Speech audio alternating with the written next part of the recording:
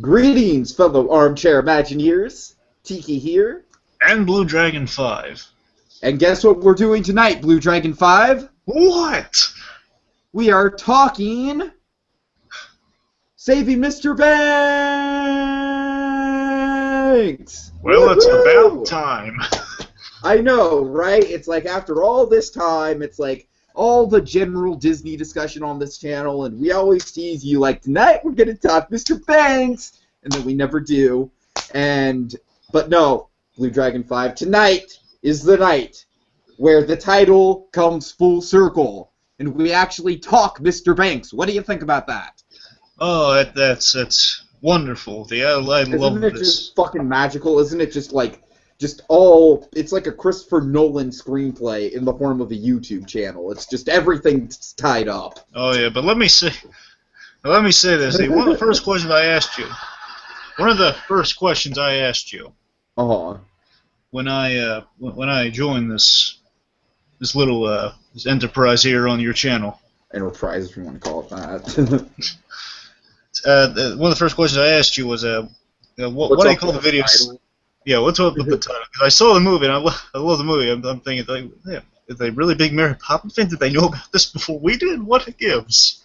Well, to be fair, I think our circle did kind of know about it, like, because the script had been circulating for years. Yes, it has. So I don't know exactly when you heard about the script, but I definitely heard about the script at least a couple years before this movie got into production. But on top of all that, I will give you the logical reason why the series is called Talking Mr. Banks. And it's because Mr. Banks I kind of use as just a blanket statement for everything Disney. So yeah, that's Well, your why answer. is that? Why is it It's just part of my channel, man. Just roll with it. I'm wrong with it. I'm just trying to educate the people. I think the people, I don't know. I think if people are like genuinely confused about the title of our Disney talk show, they'd be like, we'd have way more comments like, why aren't you guys actually talking about Mr. Banks? I think we're good. Okay. You want to evade the question? Okay. Alright. I'm not evading the question, I just told you the answer. I know, but why does Mr. Banks equal Disney to you? Why does Well, BlueDragonFive, if you watch this movie, I think we can kind of go in and sort of answer that question. Okay. So is that a good segue for you? That's a fantastic segue. All right. There you go. Well, let me give some background, if I may. Since you mentioned the production history of this, I thought I'd exposit some of it. Okay, so essentially, our plot of this film stems around the real-life scenario that Walt Disney, he's walking by his daughter's bedroom, and he hears them laughing. He peers his head in there, and he asks, like, what's so funny? You know, what are you guys reading? And they're reading Mary Poppins, and the daughters, I think it's Diane and Sharon Disney. Yeah, that's correct. Well, one of them's Disney Miller because Ron Miller.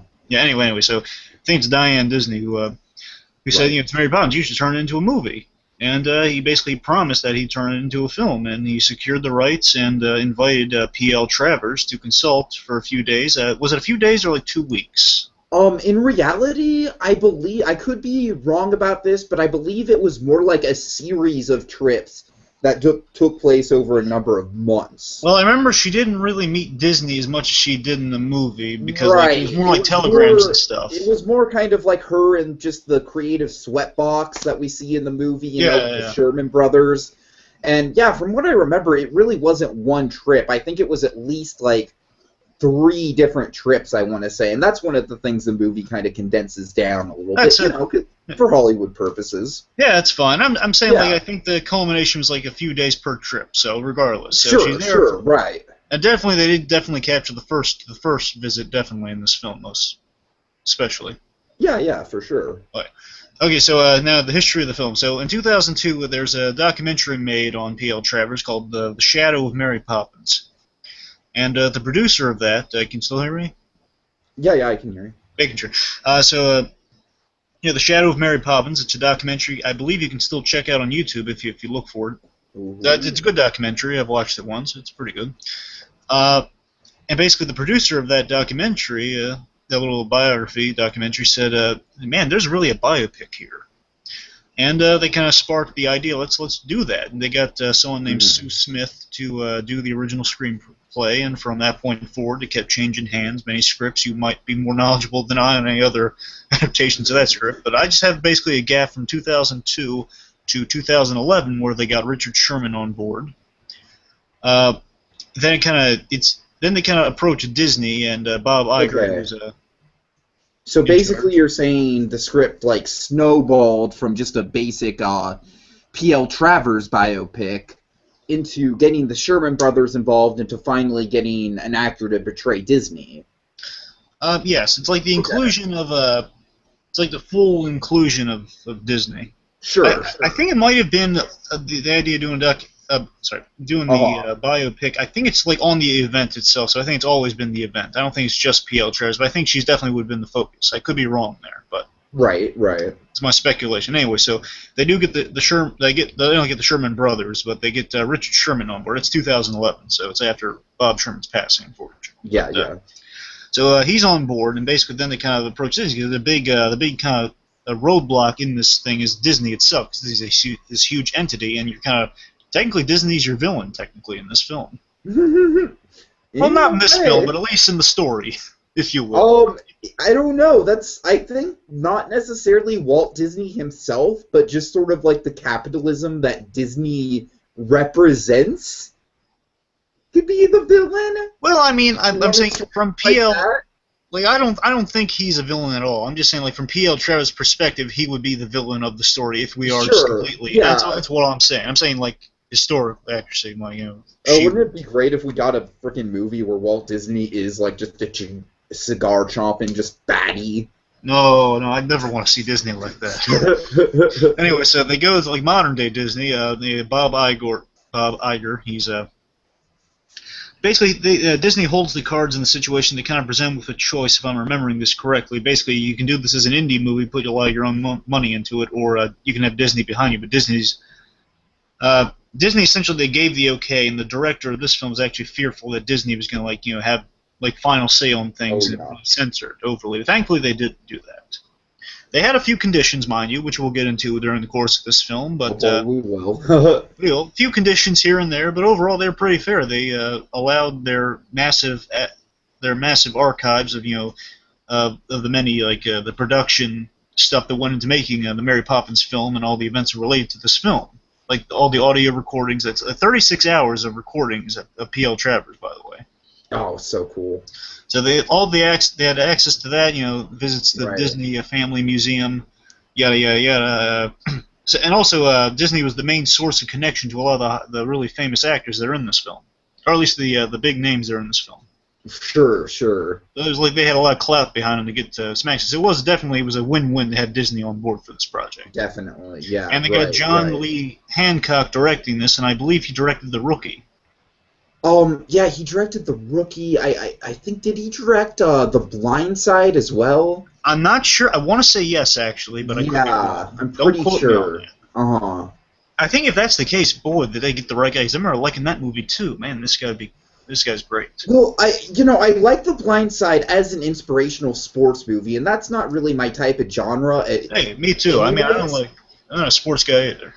But his interpretation of that story was really good, and so you're right. It's like he has a talent for taking these larger than life sort of people and stories, and and just making it work in just a modern day sort of understandable context. So he was a really good choice for a director.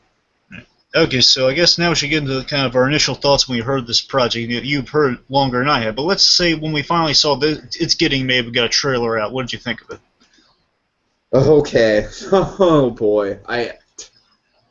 What's your journey to save Mr. Banks? I'm just trying to go back to the day.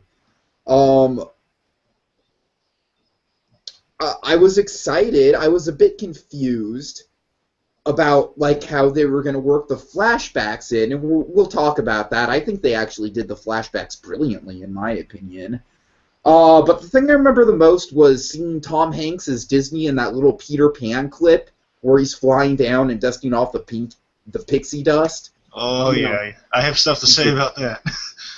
You know, and it's like, I'm like, okay, yeah, that's, they got it right. So, I don't know, it's like, to tell you the truth, it was one of those movies where it's like, I was never really worried about it being bad. It's like, I always knew it was going to be good, you know what I mean? It was like, I didn't really have an expectation of it being like a mind-blowing, like, greatest movie of all time, and I still don't think it's a mind-blowing greatest movie of all time, but for what it is, it's a really solid, captivating, engaging portrait of two very important, creative-minded people. So, yeah. For me, it's really very few key points really to talk about with this. Just overall, I mean, I heard rumors that they're doing a Mary Poppins biography movie. That's what I heard first, and I said, "Oh, okay. Well, I'm not a real big Mary Poppins fan. Nothing against. I just haven't watched it in a very long time." So that's right.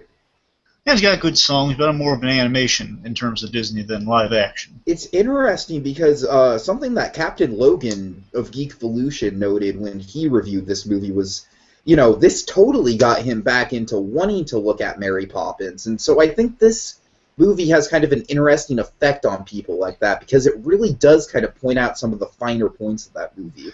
But of course, we'll get all into that. Certainly. Like, I know people who say, well, I tell them about this, and they say, well, I don't even like Mary Poppins. Well, that's no problem there, because this film isn't exactly about Mary Poppins. It's about the people that made Mary Poppins. It's pretty much not about Mary Poppins at all. I mean, you never see Julie Andrews. You never see Dick Van Dyke. It's like the actors are irrelevant. It's about the people. So it's funny. I kind of had like three individual pitches of this film. They're all different in a weird way. So I got that initially as a Mary Poppins. You know, it's funny because I kind of had the same problem convincing people to watch The Social Network because everyone was always just like, "Oh, it's a Facebook movie," and I'm like, "But it's about so much more than Facebook. It's amazing."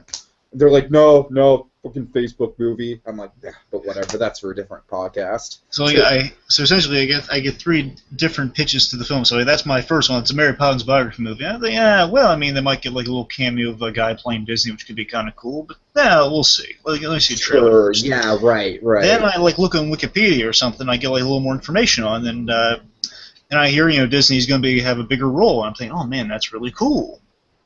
And I'm thinking to myself more so, like, I was on a big Disney kick just hearing that, and reaffirming what I knew about the guy, and I love Walt Disney, wonderful guy, really inspiring figure. And so I've always kind of wanted to see in my mind, I've always wanted to see a Walt Disney biography movie. Which I'm right there with you, BlueDragonFive. I think that's one of the things we should possibly get into. Maybe if we have some time. Well, I don't know. Maybe we should do this in a separate, like, follow-up episode. But I'm sure you and I both have a myriad of ideas about Walt Disney biopics. We do. But the point is, I heard, like, so I was thinking Walt Disney biopic in my mind, and I'm thinking, oh, man, it's going to be really cool to see, like, what Disney was doing during this time. Then the third time, I might be kind of mixing, like, information gets added over time. After seeing the trailer and then looking back at the Wikipedia thing, and now it's been updated a little more, I find out that there's going to be kind of two stories going on during this film. Mm-hmm. First of all, I find out it's called Saving Mr. Banks because before it was like Untitled Mary Poppins Biopic. Yeah, I remember that. and now it says Saving Mr. Banks. I'm thinking, what the heck kind of title is that? Yeah, I think the title threw a lot of people off. I mean, at least at first. Yeah, I find that out. Then I see it's two stories, and I'm thinking, okay, well, you got the Disney story. Of course, that's the studio stuff. That's what I really care about. And going into it, that was what I was really looking forward to. Sure, absolutely. And I would argue, I think that's what that would drew people to the film. Saying, oh, yeah, it's a movie about Walt Disney. I think it's the main thing that drew people in. Okay. And, well, then I found out that there's going to be this story about a girl in Australia. And I'm thinking, the creator of Mary Poppins in Australia. Sorry. About the creator of Mary Poppins, and said it's going to draw the parallel between her father and Walt Disney. I was thinking, how is that going to work? Yeah, I was just way confused about how they were going to do that. So when I heard that, the thought drifted into my mind, and I saw the trailer, and I was thinking, well, oh yeah, we've got some great Disney stuff here, and then I'm seeing this flashback of the little girl in Australia, and I'm thinking, Well, I mean, I'm not knocking it, but I'm not as hyped up as I was really just reading the initial thing. Sure. And overall, I just thought, well, I mean, I'm going to give them a shot, give them an honest shot, see what they do with it. But I got to tell you, I think it's going to be a little tricky to pull off. And just when I heard just that one comparison, I'm going to bring up a lot during this commentary, by the way. Just like the comparison between her father and Walt Disney, I was thinking, man, that's going to be really tough to pull off. And that's what kind of made me, that was my main reservation about the film, is how they're going to pull off the juxtaposition. That's interesting that you're thinking so highly on that, because I haven't even really paid attention to that element at all. I got a lot. Okay, so this should be interesting. Okay. Essentially, that was my going into it. I thought it was really interesting, just a little curious about how Australia was going to fit in all this, because I was thinking it was kind of odd to work in there, but we'll see. I was thinking more, just initially, it was just going to be at the studio entirely, but just jumping back. I think that's a movie everyone wanted to see, like, preferably, but I think it really added just so much emotional depth to get those flashbacks, and I think overall the flashbacks worked really well. I was expecting on-set stuff, like seeing a younger Dick Van Dyke and Julie Andrews film. I always wanted to see Jim Carrey as Dick Van Dyke pop up in one of these movies. Much as I love Jim Carrey, I'm not sure that'd be appropriate casting. That's just me. Nah. Anyways, so I want to say this. I didn't really quite know the P.L. Travers the story behind all this. I just heard what I read in that little article, just saying that they had difficulties filming thing. I was like, I wonder what that is. And I watched. This is before I watched The Boys, by the way. Okay, yeah. This is before. I'm trying to think when exactly. Oh, okay, I remember now. This way back when I heard about it, I didn't watch The Boys, and I watched The Boys at some point before this film came out, so I knew about it. Right. I didn't watch the full thing, so I didn't get all the cinematic stuff. I watched the history part, so I understood the story, what the boys went through. Okay. With this, so I kind of had that was my main context going into it. Then after the movie came out, I worked up the courage to buy the thing and watched the thing all the way through and became obsessed with it. But so I pretty much became educated very much on the subject after this movie and watching this movie. Really interesting stuff, which I say to everyone going into this movie, by the way. If you can, you're going to like this movie regardless, but if you can, buy or watch. I'm saying buy because it's really so darn good. The Boys, the Sherman Brothers story. It's a wonderful documentary. I absolutely can attest to that, yeah, for sure. I mean, there are definitely a lot of things that you and me can point out throughout this commentary where there are details about the performances of both Sherman Brothers that you just would not know if you didn't watch that documentary. So essentially, you have a movie going on within a movie if you watch that. It's crazy. Beforehand. So essentially, it's you don't need it, but you get I think you got great nods to the stuff that actually happened in their lives. But when you watch it, you have this really holds up on the rewatch. It's almost like a weird thing, like a side comic book for a character being connected to a film. You know what I mean? It's if you read that side stuff, then you know more what's going on with the character in the film, but really if you don't, it doesn't matter. It's when you watch, it's like watching this is the Avengers, and before you'd watch Iron Man by itself or Captain America, more like Captain America by itself, or Hulk or something, one of the individual Marvel movies, opposed to just watching the Avengers full out, so you get more context with the characters. If this is the Avengers, then is Walt Disney Tony Stark? Well, more like Tony Stark's father is Walt Disney, but... Oh, God. Oh, no. Okay, I digress. Let's open anyway, so it's a very rewatchable film, and I guess we should get ready to jump into it. So let me say this before we give you all the before we get into the standard procedure. So everyone, get ready to watch Save Mr. Banks, and grab your tuppence, and let's go fly a kite as we embark on a mission not just to save the children, but to save Mr. Banks. All right, nicely put, BlueDragonFive. Woohoo! So, everyone, this is a fan commentary, and if you've not watched one of ours before, we have set our copy of Saving Mr. Banks to timestamp 000. Just basically pressing play on the DVD and then pressing pause immediately afterwards, just getting a blank screen right at the start. Mm-hmm. And I will go ahead and do a count up of 1, 2, 3, and then at the word go, you guys can go ahead and press play and listen along with us. So we'll try to be as descriptive as possible, so even if you're not watching it, you can hopefully follow along. Absolutely. We always intend to make these commentaries podcasts as well. So, all right, everyone. So, BlueDragonFive, you ready to go? Yeah. All right, so let's do it. 1, 2, 3, go! All right, crazy classic Walt Disney logo. I like it. I like it. Oh yeah. Nice. That's a wonderful sight. Indeed, indeed. Just something to bring you back in the mood. Okay, and then how do you feel about Feed the Birds, or this piano melody playing like right at the opening? I love the sky. Let me just say this: Thomas Newman's score is phenomenal in this film. How he took kind of the music from Mary Poppins, but he reworked it to fit emotionally with our characters' struggles here. Yeah, it's interesting because his score was the only thing to get nominated for an Oscar, and I didn't have a problem with that. The only thing I was confused by was that I thought that it was a rule that you could not use previous compositions in your scores. Well, he reworked it, though, so that's probably why. Okay, well... It's not the exact same things, except for when the Sherman Brothers are actually playing the songs, but that's like, okay. Okay, well, that clarifies it. Anyway, so we start in 1906, and this is 5 years after Walt Disney's born, so in theory, she's a little older than Walt Disney. That's pretty interesting to think about. She's 7. Yeah. She's 7 in this movie.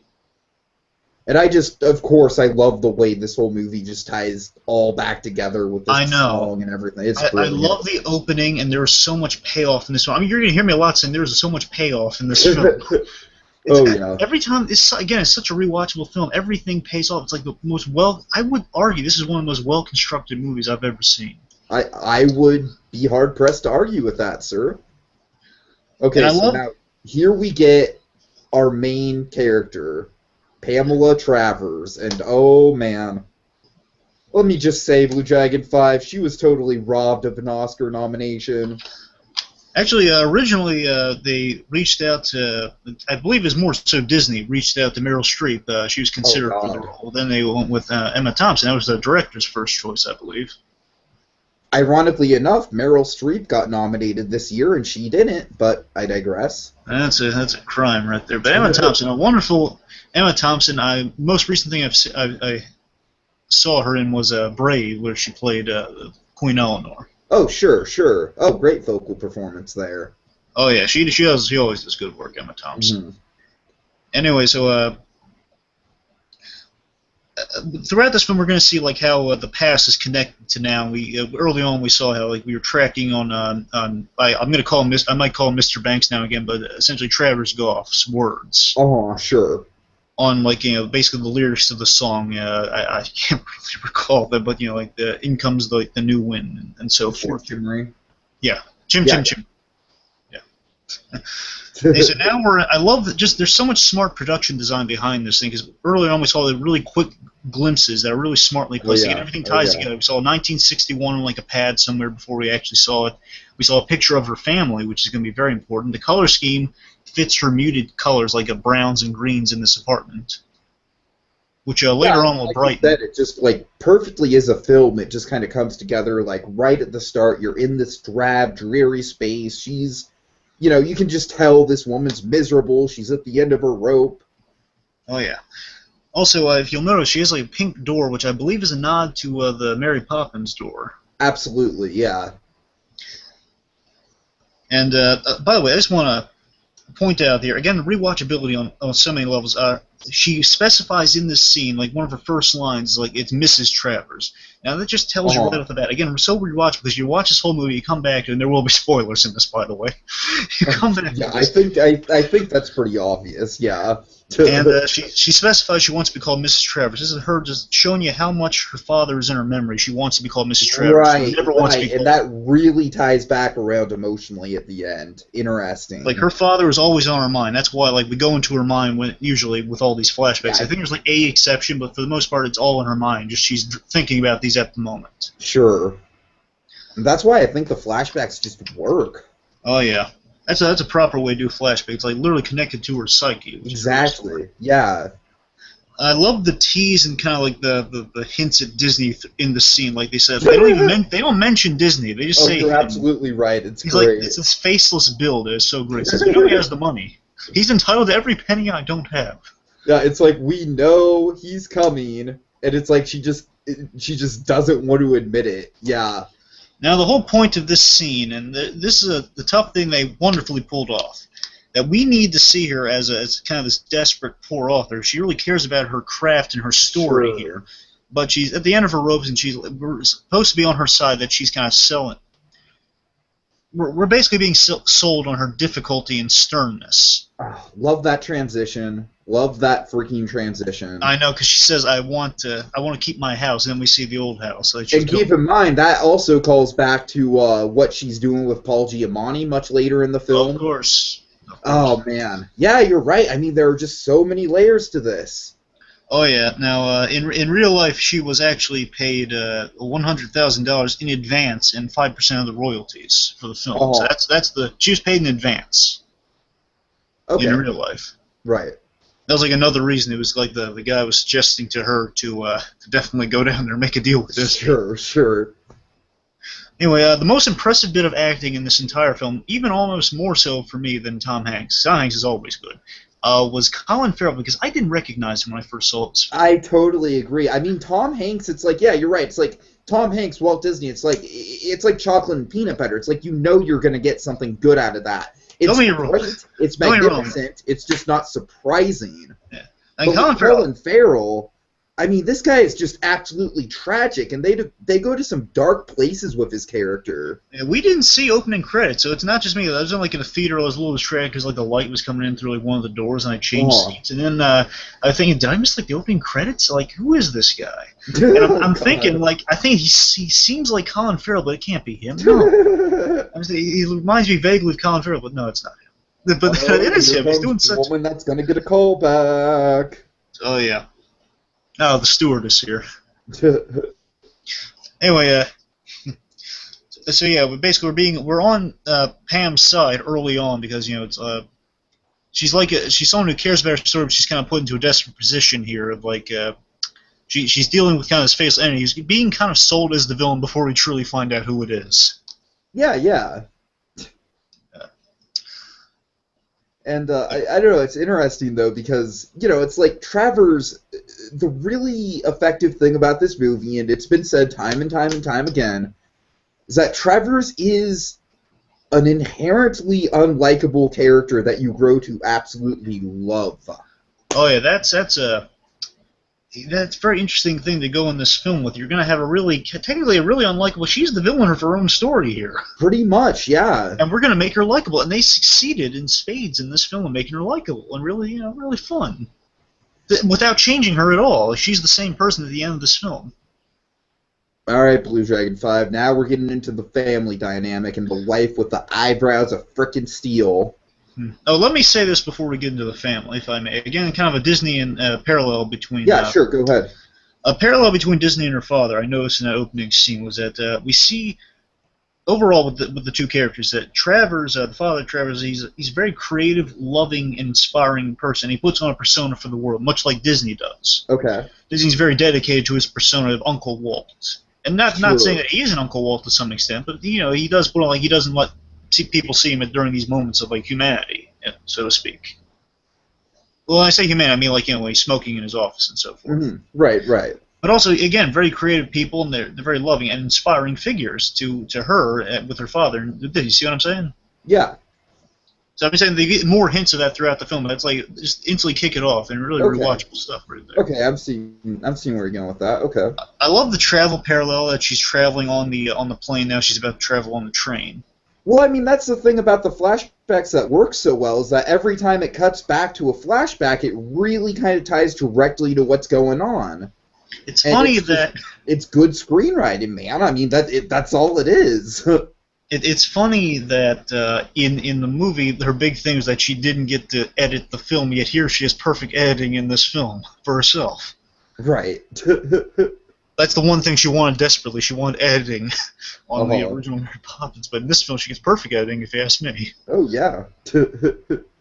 They got some wonderfully crafted shots here. I love this shot. It's like something straight out of a fairy tale. Okay, there are at least 3 things going on in this scene here. First of all, again, you can just see the train tracks pulling back. That's one thing. But here's the shot right here. We see a young Ginty, as we'll call her. Ginty right here in between the 2 parents here. And we see these 2 parents got have some troubles ahead of them. A nice foreshadowing of the father drinking from his glass and her glaring at him.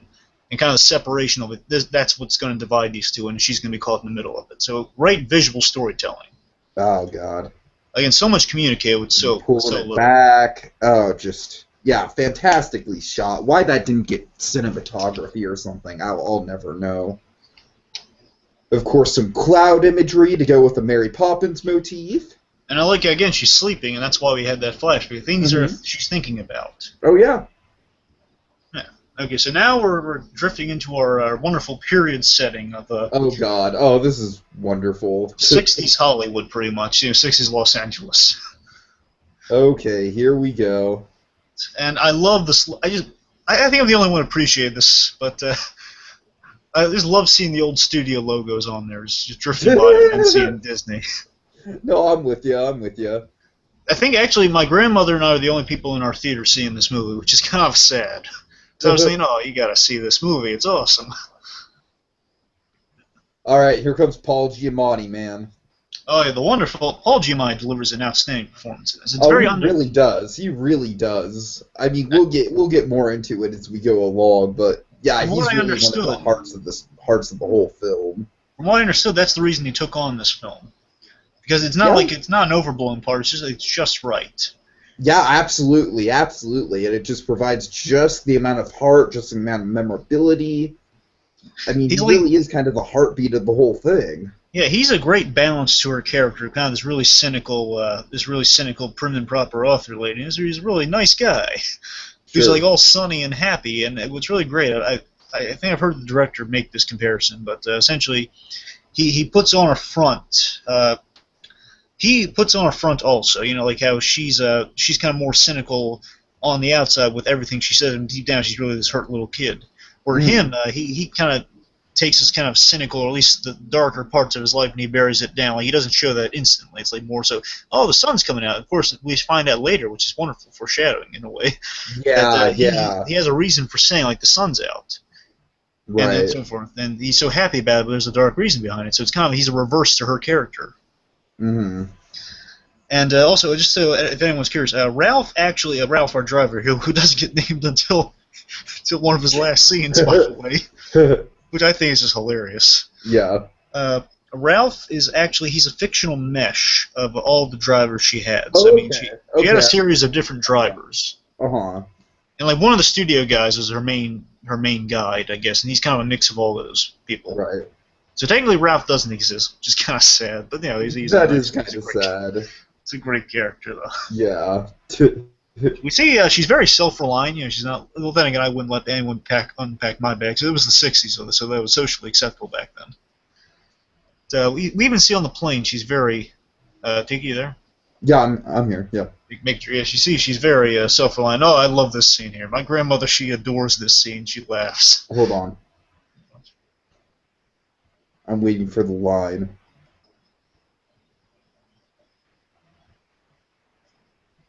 Pears? No. Oh, pear symbolism, foreshadowing. But where's the line about poor A.A. Mine? Poor A.A. Mine? The author of Winnie the Pooh. Oh, yeah, well, it comes later. It's when she's getting rid of them. It's fine. Okay. Yeah, anyways. Anyway, so yeah, she's, I forgot where it was. Anyway, so yeah, she's very self-reliant, as on that plane scene. She won't let anyone touch her bags or anything. She does everything herself. And she really dislikes America. Yeah, I think that's pretty clear. But then again, so do all the British. But this is before we find out she's actually... Well, I mean, we really do get a sense of, like, this is what she's used to. This is what she grew up with. This big, epic, fantastical sort of, peach symbolism, pear symbolism, the pears are evil. I love how the pears was paid off, by the way. They're evil! I know, yeah, it's like the ultimate tool of sadness. It's like the oranges from The Godfather. Exactly. It's like, oh my god, you know those pears are going to be bad. You know, I like the little touch. We don't really see this in movies that often. I like the little touch that she takes her shoes off when she gets in there. It's a simple thing. I like it. And here's the line. Poor HHA. What's the name? A mine, I think. A mine, yeah. Anyway. By the way, Winnie the Pooh wasn't created by Disney until after Mary Poppins came out, so yeah, there's that. Well, wait a second. Now, are you sure about that, Tiki? Because they had the Sherman Brothers on for that.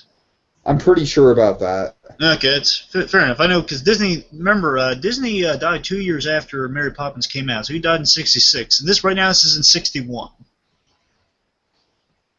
This is at 61, the ending's at 64. But I'm pretty sure that none of the Winnie the Pooh shorts came out until the 70s. Don't quote me on that. I mean, I'm pretty sure. No, wait, actually, yeah, you're right, Tiki. I'm sorry. Yeah, you're right. Okay, well, here, yeah, the plush gag is great. It's good, again, good build to Disney. Here's my favorite part of the movie. Okay, I got a story. Yeah. I got a story about this. Great. Okay, go ahead. Okay, so when I was a kid, I watched Peter Pan on VHS tape, and when I always thought, as a kid, I always thought Disney was just Mickey Mouse. So I saw this, and I was wondering, who is this guy? And I saw this at the very end. It's like all dark and ominous, because usually when you watch VHS tapes when you're kids in the afternoon, then it'll be at nighttime.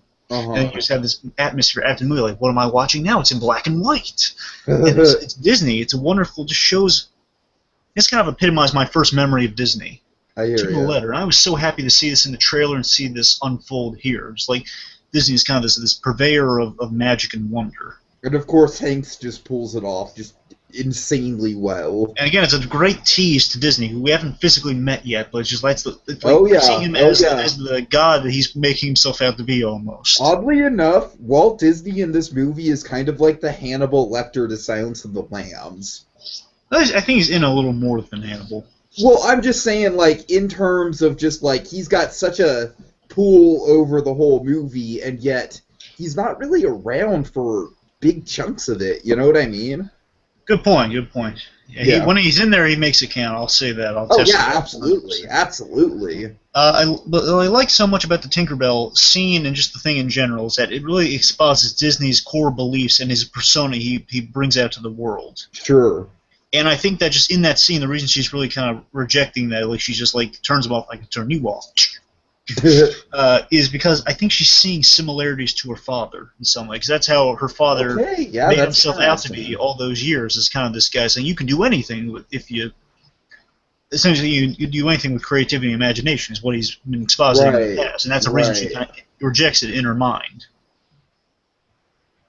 Also, I like how earlier on, I kind of missed it, but earlier on, her mother gives kind of this glare as they're getting in the house, because she always seems very unhappy, and the reason for that is that I just like how they're kind of playing layers on the mother that things really aren't going well as they look on the surface, which is a great, like she's the undercutting reality of those flashbacks, and that's what's going to influence Pam in the future. Like, Pam's personality is pretty much derived from her mother. That's something I definitely put up right away, how much of a, like, I don't want to say negative impact, but like how much of a just kind of an ominous presence her mother has within the course of the flashbacks. It's like every time she's on screen, you can tell, like, okay, crap's going to go wrong. But we shouldn't pass over this, because this is great. Oh, yeah, this is the Mrs. Runner. We get babes in toilet back. They went through a lot of detail here. Now, we are at that's wonderful. That is period accurate, I think. Oh, yeah. Anyway, so we are now at the Disney studio, which it's wonderful. It's changed very little since 1961, and that's which makes it so fun to film at. I know. I love this set. I just wish going to any animation studio just thrills me. Okay, so here we have Jason Schwartzman as Richard Sherman, Bobby Novak as B.J. Novak as B.J. Novak as Robert Sherman. And actually, I listened to some stuff from these two guys recently, and Jason Schwartzman, he can actually play piano. Okay. In real life, and he did talk to Richard Sherman about a lot of things. Mm-hmm. And B.J. Novak, talking to Richard Sherman, also, he found out he has a lot in common with Bob Sherman, actually. And he just, it's funny, he would just like slouch in his chair just listening to Richard Sherman. Richard Sherman said, you got it. That's exactly what Bob does. I can totally see that just in his performance. And B.J. Novak, and these guys, they may not exactly look like the characters, not exactly, but they really do sell it with the performances. Everyone in this movie is still the characters with their performance, and it's very impressive. Okay, Dad, do you know anything about how real this person was? Dolly, well, Disney, Tawny is a real person. Dolly, she might have just been like, I don't know if there's an actual person named Dolly. I don't see why not. Right. Well, Disney would have a secretary here and like an executive secretary in there, so that makes sense. Sure. So I'm not sure how much exactly, but he did have secretaries like that. Right. Okay, I was just wondering if they based it like entirely on a real person or not. I think the executive secretary is the first one. I don't have any documentation on that or anything. Okay, fair enough. Yeah. And there he is. Oh yeah, and marvelous entrance with Oscars behind him. That must be a fourth wall joke that Tom Hanks is playing this part. No, it's not. But yeah, wonderful. First of all, right before Disney's intro, we hear coughing off screen, which just says there's a bit of error mystery. Oh yeah, I love the smoker's cough in that movie. That's one of the things I was really looking for. I got it, so I was happy about that. And again, I love just the build to the legend before they even meet Disney. Says, make sure you call him Walt, because I remember you call him Uncle Walt, or you call him just Walt. And he wants that. And that was it, man. When we were growing up and reading about Disney, that was it. And it's like they captured it. They did. Again, the wonderful Tom Hanks plays Walt Disney. And again, even Tom Hanks himself said, look, I look nothing like Walt Disney, but he sells it with that performance. But he channels it so well that it's amazing. Amazing. I'll tell you one thing, Tiki. Something just brought an instant smile to my face is being inside Walt Disney's office. Oh, I know. Oh, yeah. Just looking around. Okay, I believe that picture right there is probably a picture of a Mouseketeer? No, that's his daughters. Tiki. Oh, that's his daughters? Okay. I believe it's both of them, but I could be wrong. I know one of them. He points to them, so I'm assuming they're both his daughters. Right. Okay. I know Diane's on his wall. The other one, I'm not sure. I'm pretty sure it's both of them. I'm almost certain it's both of them. Anyways, essentially, Tom Hanks is Walt Disney. He brings so many layers to Disney, which we're going to find out later. My favorite scene of the film. We'll get to that. Oh yeah, of course. He's charming as heck, and what I love about Tom Hanks' performance most of all is that, again, as we say, he's kind of like a Hannibal Lecter. He makes every word count, and he's such as powerful. Yeah. He brings this powerful respectability to the role. He's this living legend, but we get to see the human moments we really don't see from Disney. But right now, he's just talking as like just Disney, the all powerful and mighty God. If you will. And what I love most about this Disney here we're presented with is the Disney I fell in love with is the creative storyteller Disney. Definitely. And also we get to see here a little bit more of the business side. And again, mind you, this is like 2 years before the end of his life. So I like how there is a twinge of darkness behind just the fact that he's coughing. And that Disney's not, essentially it's saying Disney is still powerful, but he's not going to be around forever. Almost is what they're signifying with that. That's kind of the point of the whole story. Is like, look, I need to make Mary Poppins for my daughters before I freaking die. Oh yeah, a lot of interesting stuff there, and you can see Disney is a real smooth talker, and also I love the little gag. It's coming up, I believe, with the sugar. Oh yeah. How she says, and just the spoonful of sugar. I love that pays off. I think that's coming up like way later, but yeah. Sorry. Oh yeah. Oh wait, no, you're right. But again, he makes every word count, and you gotta love that every line. Because when I would think of Disney, whenever I would like in my jokingly impersonate Disney, I always remember that one interview he did talking about the Florida Project, and he would say this one line. One line is what I do to kind of psych myself into a Disney voice. It's like and our new park, Epcot. Be the prime and center of Disney. And he really kind of brings a little bit of that Missouri Disney. So it's like he's bringing the youthful side of Disney through the older side. So it's like Disney's been around. And now that is a movie I'd like to see. It's a Disney who's recapturing his youth and his older age. Mm-hmm. Yeah, definitely. See, don't get me wrong, I'm up for all Disney pretty much, but I'm saying the older Disney is really awesome. Yeah, I'd say that's safe to say. Oh yeah, I can't get enough of Tom Hanks playing Disney. Again, every word counts with this guy. You just gotta love it. Yeah. Walter Elias Disney. I remember that middle name, kiddies. Elias. Yeah. Oh yeah. Very, very importanto. Oh, I love this bit right here. I love when he says, "Now, Pam, I'll make you a promise. I would never dream to tarnish a story that I have cherished." I love it when he says that line. It's so genuine, and again, he makes all the lines sell. These lines in particular, and some lines really later on, my favorite scene, he makes them like sell to nauseum. In that he sells the Disney magic is exuding off of him. Well, I mean, what's interesting is that it's genuine in the moment, but at the same time, and we'll certainly talk about this, but the actual result of the movie is certainly not what she was expecting or wanting. Oh, yeah. So, it's like when that's an interesting little loophole this movie had to get through, but I thought they got through it pretty well.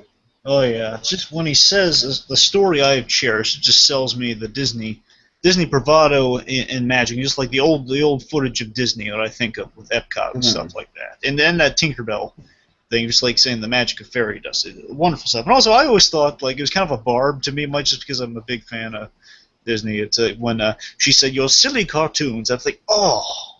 And essentially, this whole scene established our film's premise. Right. And it's interesting that the last thing she looks at is Disney on the train. Oh, because Disney on a train is actually a big symbol to where the man is much more than just cartoons. That train led to Disneyland, which led to Epcot, and God knows where Disney would have gone had he lived to see Epcot into fruition. Now, the man who gave him that train, if I'm God, correct, the sweets. It should be Ollie Johnson. Ollie Johnston, yeah, I believe that's right. At the very least, Ollie Johnson had a train, and he allowed him to go on. And somehow he set up a train in his backyard for him and his daughters to go on. It was kind of a collection of people. There was Ollie Johnston, there was Ward Kimball. Oh yeah, Ward Kimball. Yeah. And just collectively they got Disney into the whole train thing, and then he had a train in his backyard and everything. Well, actually, they take the Disney train and the train that Ollie Johnson rode Disney around on. It's in Toy Story 3. That's the train. Oh, that's amazing. Oh yeah. All right. Well, we probably shouldn't. Anyway, yes. So now now the tape recorder has been set up. Our whole premise, and essentially our premise is that it's basically she has the final say and she has to sign off on making this film. Right. Which is it's a deviation we'll get into a little later, I suppose. But I must say though, like they really do a suspenseful job of doing something where it's like we know what the outcome's going to be. It's like obviously we know this movie's going to get made, but still, when you're watching this movie, you're like, God, like how is this going to work? Like they are just on two diametrically opposite sides. Oh, it's the big conflict. Oh God, I love that fucking Jell-O. Oh, that's amazing. It's an easy laugh. And the last line in the scene that just passed is that she said, they're family. That's going to come back. Like the Banks and Mary Poppins, they're family. That's going to come back. Sure, absolutely, yeah. I have like a mini gripe in that she doesn't know what exterior is, but I think that's intentional because she's just intentionally being difficult. So it's probably. Yeah, that would be funny if that was what that meant. Yeah. Because I don't buy it. She wouldn't know what exterior means. Yeah, I know what you mean. Unless it's just a regional thing where they just assume she'd read plays. She'd read plays, wouldn't she? I mean, yeah, that's a good point. Britain is known for its plays. Anyway, yeah, the Jell-O Mickey was indeed hilarious. Now, I like how her views on Dick Van Dyke.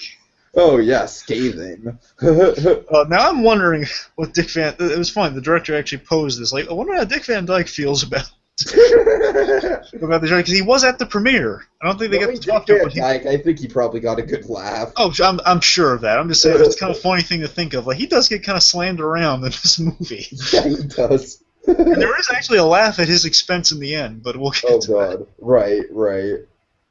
Oh, yeah. Now, something important here. Now, the Sherman brothers here, again, wonderfully done. I love how they kind of create these moments of the creation that happened. Oh, yeah. In real life, I could be wrong here. I'm just kind of going off what I remember from the Boys documentary. Is that, and correct me if I'm wrong, Tiki, these meetings went on in the Sherman brothers' office, didn't they? Oh, yeah, I think that's right. At least at times it was in the Sherman brothers' office. I think it was the whole time, though. They just made the room bigger for these purposes, but I could be wrong. But regardless, a lot of it... Yeah, it's Hollywood, so sure. Like the Sherman brothers had their two desks, and they'd pitch songs off each other, and like sometimes it'd sound like bloody murder in there. Oh yeah, oh absolutely.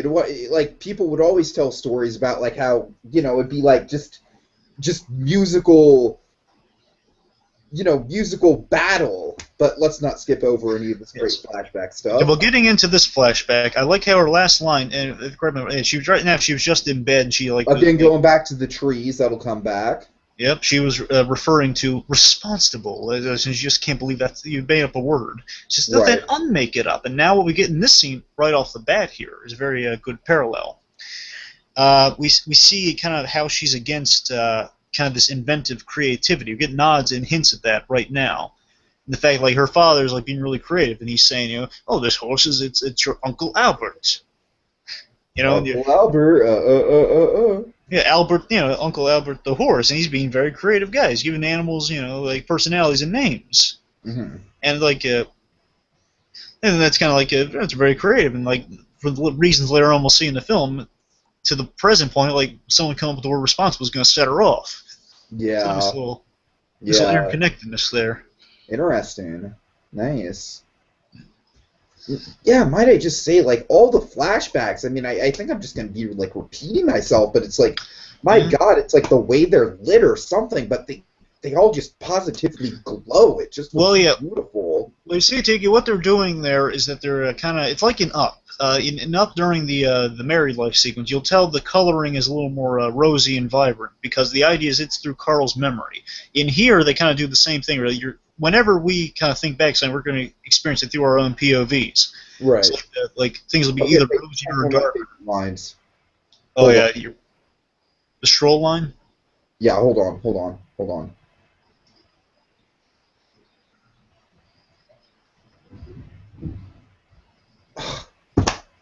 I love that line.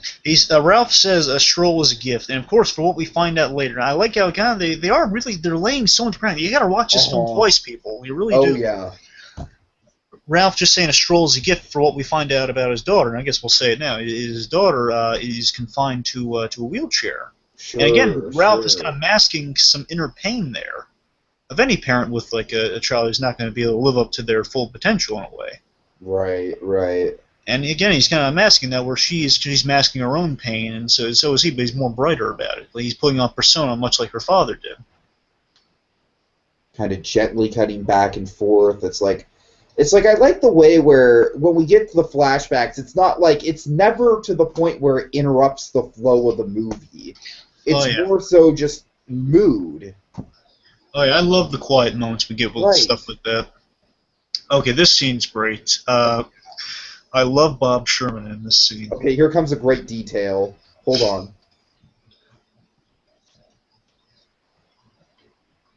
Okay, so she's criticizing... Is that the cane? But... Yeah. Yeah, the cane, yeah. Hold on. So Bob Sherman cracks me. This B.J. Novak, he really... Again, he doesn't exactly look like Bob Sherman, but boy, he sells it. He's got the cane in this scene. He's got the cane. He's got the attitude right down pat. Like Bob Sherman isn't exactly. It's more so like the attitude of like he wants to get down to business, and she's like meandering along with all this time. That's how Bob Sherman was. Okay, here. Yeah, right now we're at Winifred, or at least okay. Now we're getting to I think we're getting the cane right now. There we go. Here's the cane. Oh yeah. Oh, yeah. I like how this is like the one thing she approves of, and like I like how the boys are. Yeah, it's so subtle. It's so freaking subtle. All it is like a nod, and the boys kind of look at each other. Oh, I love the boys in this scene because what Richard Sherman's about to do, like she's saying, Basically says, "You're saying she's an unfit parent?" And he says, "Yes." Just the fact that Bob Sherman is so direct. He just wants to get on to business and wants to get past all this. And he's just giving the direct answers to whatever she's asking. Yep. Like even Richard Sherman, he's kind of like a brotherly playing around. Like he slaps him on the shoulder. Saying, Right. It's hilarious, and it really is just signaling to him, look, stop messing around with the lady, okay? This is gonna go south real fast. Oh my god. I can't understand, because again, B.J. Novak, believe it or not, the first time I watched this thing, well, B.J. Novak's, well, he's good, but really, can he play Bob Sherman?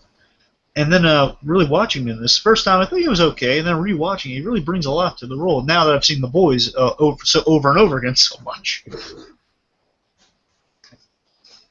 And right here, when he's sitting down, and then she's pointing out the mustache on Mr. Banks, and he just says what everyone in the room's thinking: "Does it matter?" Or he's about to say that. And we find out it's specified by Disney that Mr. Banks here has a mustache. We'll find out why later. Oh yeah. Oh, Bob's getting in hot water here. I just love Dick's reaction. Bob, come on, man. Bob Sherman, real life, he's got a lot of dimension to him, and I like how they lightly touch on it. My gripe would be they don't really give much of a payoff to it. Right. I kind of wish there was at least a small payoff, like Pam really says, "Oh, good job, Bob," or something. I don't know. Okay, but right here, important part. If he's walking with the cane. Yeah, and again, it's just something that you would never even pick up on if you hadn't seen The Boys. Oh yeah, but they have a line. That's in there. They have a line saying, "What's wrong with his leg?" and basically saying he was shot. He says, "I can't imagine why." Of course, the dimension is that Bob Sherman in real life, he was shot in World War II, and it shattered his knee, put him in a big depression. And he also, another thing really hurt him was that he was among the people that freed the Dachau prisoners. Yeah. He was like the first group in there to free the prisoners, and it was really dark stuff, and he's always carried that throughout his life. So a lot of dimension with very little. And I like how they address the earmarks, so there's like a story going on. Watching The Boys adds so much more dimension to it. Oh yeah, oh definitely. So again, watch The Boys, people. It's a great documentary. But yeah, we need to do a show on that soon because we keep talking about it. I think it's just even that is just a well-made film. Anyway, so we're on here now. Interesting thing here, Tiki. In real life, actually, from what I understand, in real life, Travers had a mustache. Okay, that's interesting. So he had a mustache in real life in the pictures I've seen of the guy. He's had he's had a mustache. This is an inaccuracy, but it's a really good one, though. I like the reasoning here that he gives like a really fatherly, loving reason for why there's a mustache, and that kind of connects to why in the present she's against him having a mustache, because her father didn't have a mustache, because it's the type of kisses the daughter prefers. The scratchy ones or the smooth ones. And again, I gotta love all the transitions between flashbacks. When she wipes the shower, just really good. I feel bad for Dolly here. Oh God, she's so cute, and she's going in there. And says, "If you come in here, we'll take one more step in here. I'm going to scream." She's still got her smile as she's coming out. I love this scene. I love the informing Disney scene here. And Disney, like, he's all. And she really is kind of like her confidant, his confidant throughout the whole movie. Oh, she is. She is. Remember, she's technically the underling secretary. She's not the experienced one. Yeah. But so basically Disney's being informed of all her decisions. A lot of them outlandish. And I just love Disney's reaction. He's giving like real businessman, the creative head decisions, like the decisions I would imagine John Lasseter would have to go through every day. Like any lead guy at a studio, you know. Right. Just going through like she wants a tape measure for the scene. Okay. She thinks the house is too opulent, and the mustache. Oh, I asked for that. Well, I asked for the mustache. I know. That's what she was told. Oh man. And the no red. That one I didn't see that one coming. I didn't think, because obviously we have red in the movie. I never imagined that. So I was wondering how that was going to pay off. Like, how are we going to get red and animation? How did they sway her? But we'll get to that. Anyway, so no red in the picture draws Disney's attention. Like, okay, this is going too far. Yeah, could you imagine? Oh, man. I love the little nod that he says, we can't make the picture without red. And then I just grown tired of the color. And we see Dick Sherman in his red sweater. It's like looking down like, there's red flowers in the background. She's wearing red lipstick. Yeah, I always love the bit with Sherman brothers looking down and it's like, I'm sure Richard Sherman loved this film, just all the cool stuff. Oh, I am sure. Oh, I am absolutely sure he just completely dug it. Oh, yeah. It's a crime this film doesn't have a commentary aside from ours. Right? Right? It really should have a Sherman brother, or at least a Richard Sherman commentary. And here's kind of our reveal for the people aside from Disney, that she's holding all the cards, almost literally, because she's holding it in her purse. Yeah, I like that kind of a... It's not a twist to us, but I like how they make it a twist to everyone else, so it kind of shakes the snow globe a little bit. Oh, yeah. And this is the only payoff we get with Bob, technically, when he says, like... wait, so he hasn't signed the deal. Yeah, that's pretty much it. Again, I just wish there was some sort of better payoff with that, but it's a minor thing. Yeah, well... And also, I like how that little just minor touch of Disney's. We see how determined Disney is. Like, he would just storm in there saying, Miss Travers, get out of here. We're not making the film. But no, he like stands there real firmly. He says, he leaves in a huff, like, okay, I'm going to do this. No red in the picture. Okay, now this is important. In terms of production design here, now they didn't change this. From way back in the day, you tell the blinds, how the blinds here from outside the building? Mm-hmm. How like they're little air vents almost within the blinds. Okay, yeah. Now that is done intentionally from way back in the day when this was first, when the studio was first constructed. Walt wanted to make it so accommodating to the story people and the people working on the pictures, so they could get the proper amount of lighting and so forth in the building. So that's why those are designed that particular way. Nice. And I love the perspective shots from Walt looking out in his office on there. I just love Walt's office and just looking down. Mm-hmm. Walt Disney at the window. And like I love how Disney's talking to Tawny, and this overall, just I love Thinker Disney. I love the Disney the Thinker. You know, just like seeing that the cogs in Disney's head turning, just seeing that creative man kind of try to figure out a situation. Almost it's like as close to Batman as Walt Disney can get, almost. Okay, BlueDragonFive. Now that you brought it up, that's what we need. We need Batman versus Walt Disney. Oh, no. You're like, oh, no, I know Batman would win. Okay, but let me pose you this. What if it was Batman versus cryogenically frozen Walt Disney? Batman wins. Anyway, so moving on. There's a so great I like how she orders this big thing of tea. You know, just a nice little thing with her character. Just nice little detail. Okay, now Tiki, watch this. I love this little nod. I got this in the theater. When I saw this little nod in the theater, I just knew this is a good movie. Okay. Now you can tell there's a red dress in this whole thing. That just signals to me. Again, that was my first big signal in the whole film that they're really paying stuff off a lot in this film because she said no red. Because it comes right after the red. Now, red's basically a random choice, but you can tell it's like deeply cemented in her mind for some. From these memories that are kind of flowing into her, and that's a reason. Like that's what red was. Pears too, as well. Oh yeah, well pears. Yeah, pretty much. Yeah, but pears is a little more just like she's just thinking of a random color, and that's the color that comes to her mind because it's like just during this memory it was there. Oh man, interesting. Oh, yeah, but actually, they do pay off the color of red a few more times in this movie, actually. Okay, so, yeah, I must say, in this scene, Mr. Banks, he is acting rather irresponsible. Yes, irresponsible. Irresponsible, yes. This scene really shows the turmoil beneath the surface. Like, obviously we get the pears, kind of like this. First of all, it's the symbol of love. You know, the symbol of nobility and love, the pear. He actually presents it nobly to his wife. Of course. You gotta have the pear. I love how he just presents it so nobly too, like it's a diamond or something. But we get to see again. He's just kind of really creative. You get a lot of the creativity saying, "Oh, we're gonna chase your aunt Ellie." Who's the hen? Who's the rooster? The hen.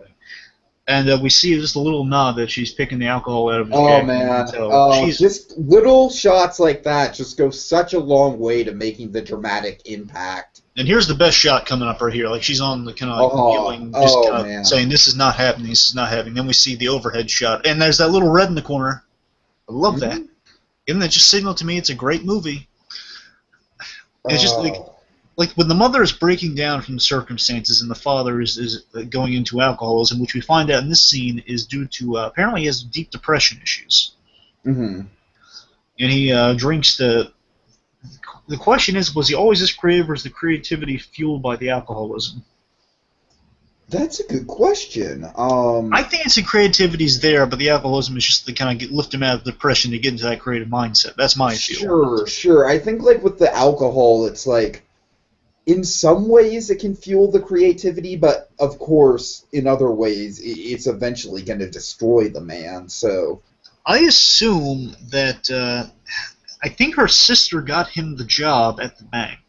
Mm-hmm. Now, we don't know that for certain, and I'm sure if you watch the P.L. Travers documentary, you might find that out. I'm not quite sure, but the idea is he's been fired before from a job, and he has a distaste for the sister, and I think he's in a bank, which is a very uncreative atmosphere, and I think he might resent the sister a little bit for that, or at least the sister judges him and doesn't like him. Okay, interesting. Anyway, so this is great. Here's a real-life story here. The Sherman Brothers. This is based off true events. It was only differences of more in The Office, but again, this is The Office for the film, pretty much. Right. The Shermans were sitting in a room, and they said, Bob Sherman said, my kid came in from school, and he got a vaccination. I said, oh, that must have hurt. And he said, no, they injected it into a cube, and it was a spoonful of sugar, pretty much. And they said Jeff in this film. It's Jeff Sherman. Yeah. And mind you, Jeff and Greg Sherman, the sons of these two men, they are, as I like playfully deem them, the Sherman cousins. Oh, interesting. And they're that got the documentary together. Yeah, they made the documentary together. Oh, man. Yeah. Oh, this movie's got so many Easter eggs. It's just crazy. And they actually mention that in the documentary, too, so the whole occurrence, they mention it. Here we get to see it play it. But I love so much about this scene. This whole thing is that I love seeing the boys work. I love that. And this scene just epitomizes that. First of all, we see the idea for the song. And that's what I love about the filmmaking and animation in general. It's the creative process, the ideas coming to fruition. That's what I love most about filmmaking and animation. And we get to see that unfold with this.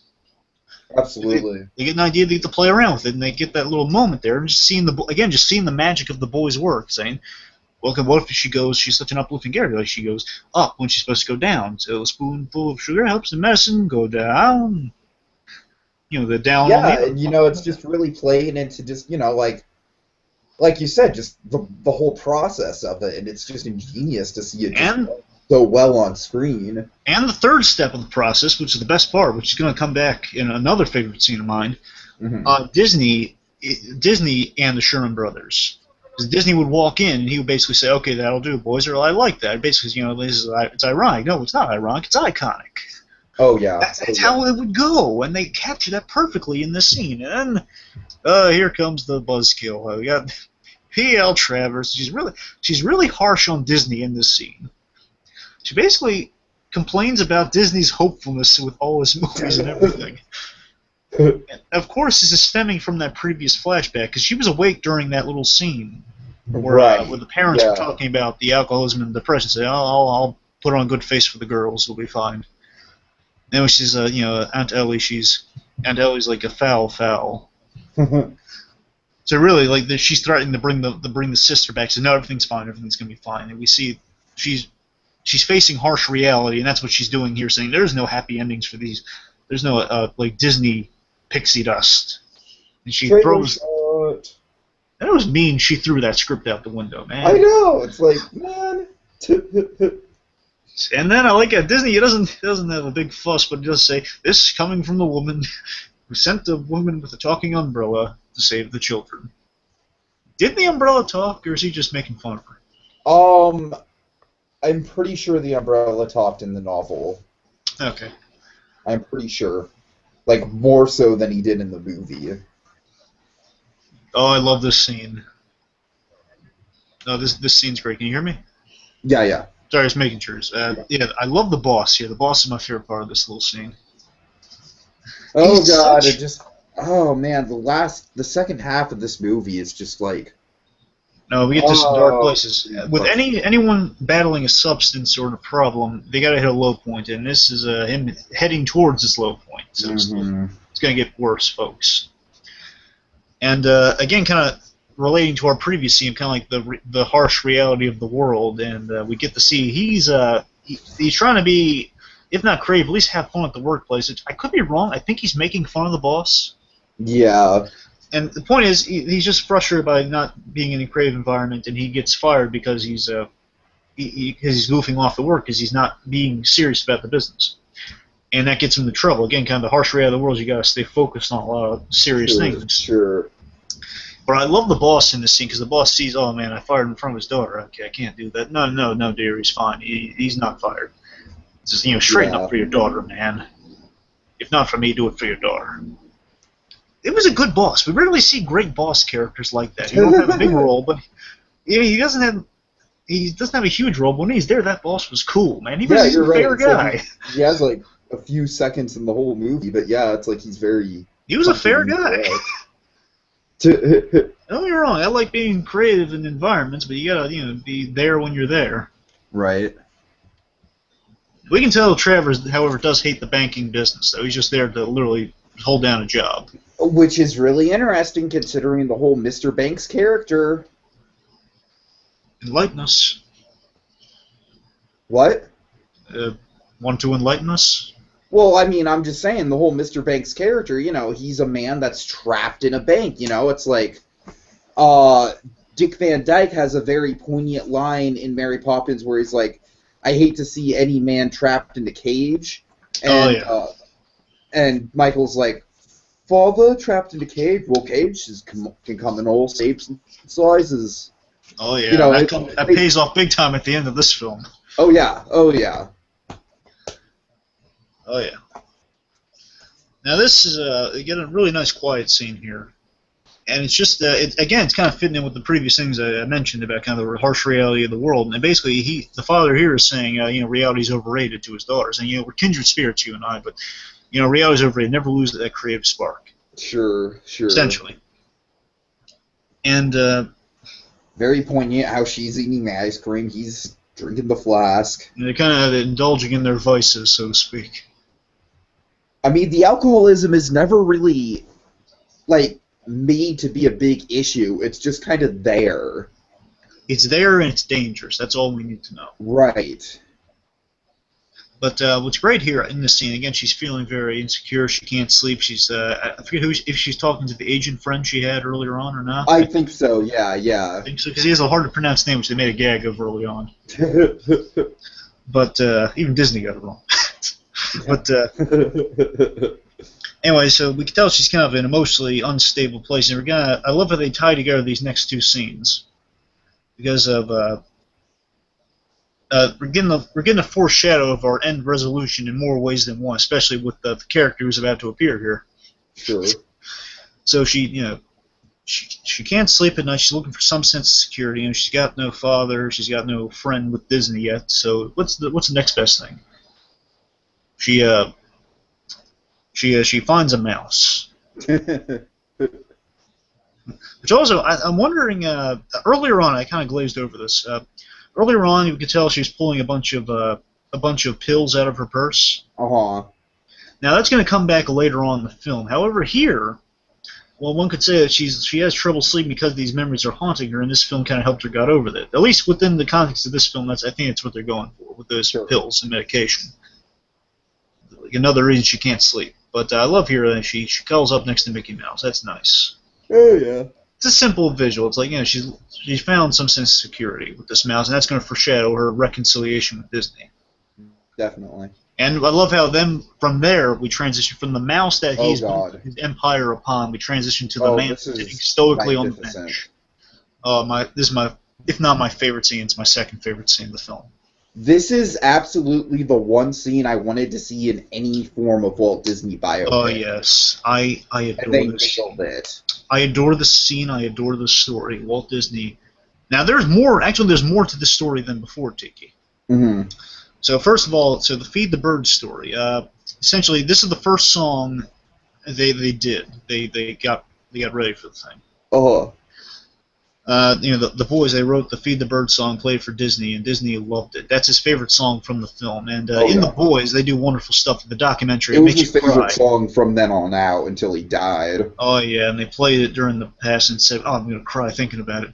But it'll make you weep, the way they used it in that documentary. But in this, though, I just love that they created the moment perfectly of him was walking in. And he would do this. I love that. This is Walt Disney would do. He'd walk in when the boys are creating songs and listen to it and say, that'll do, boys. Because he loved these guys. He really did.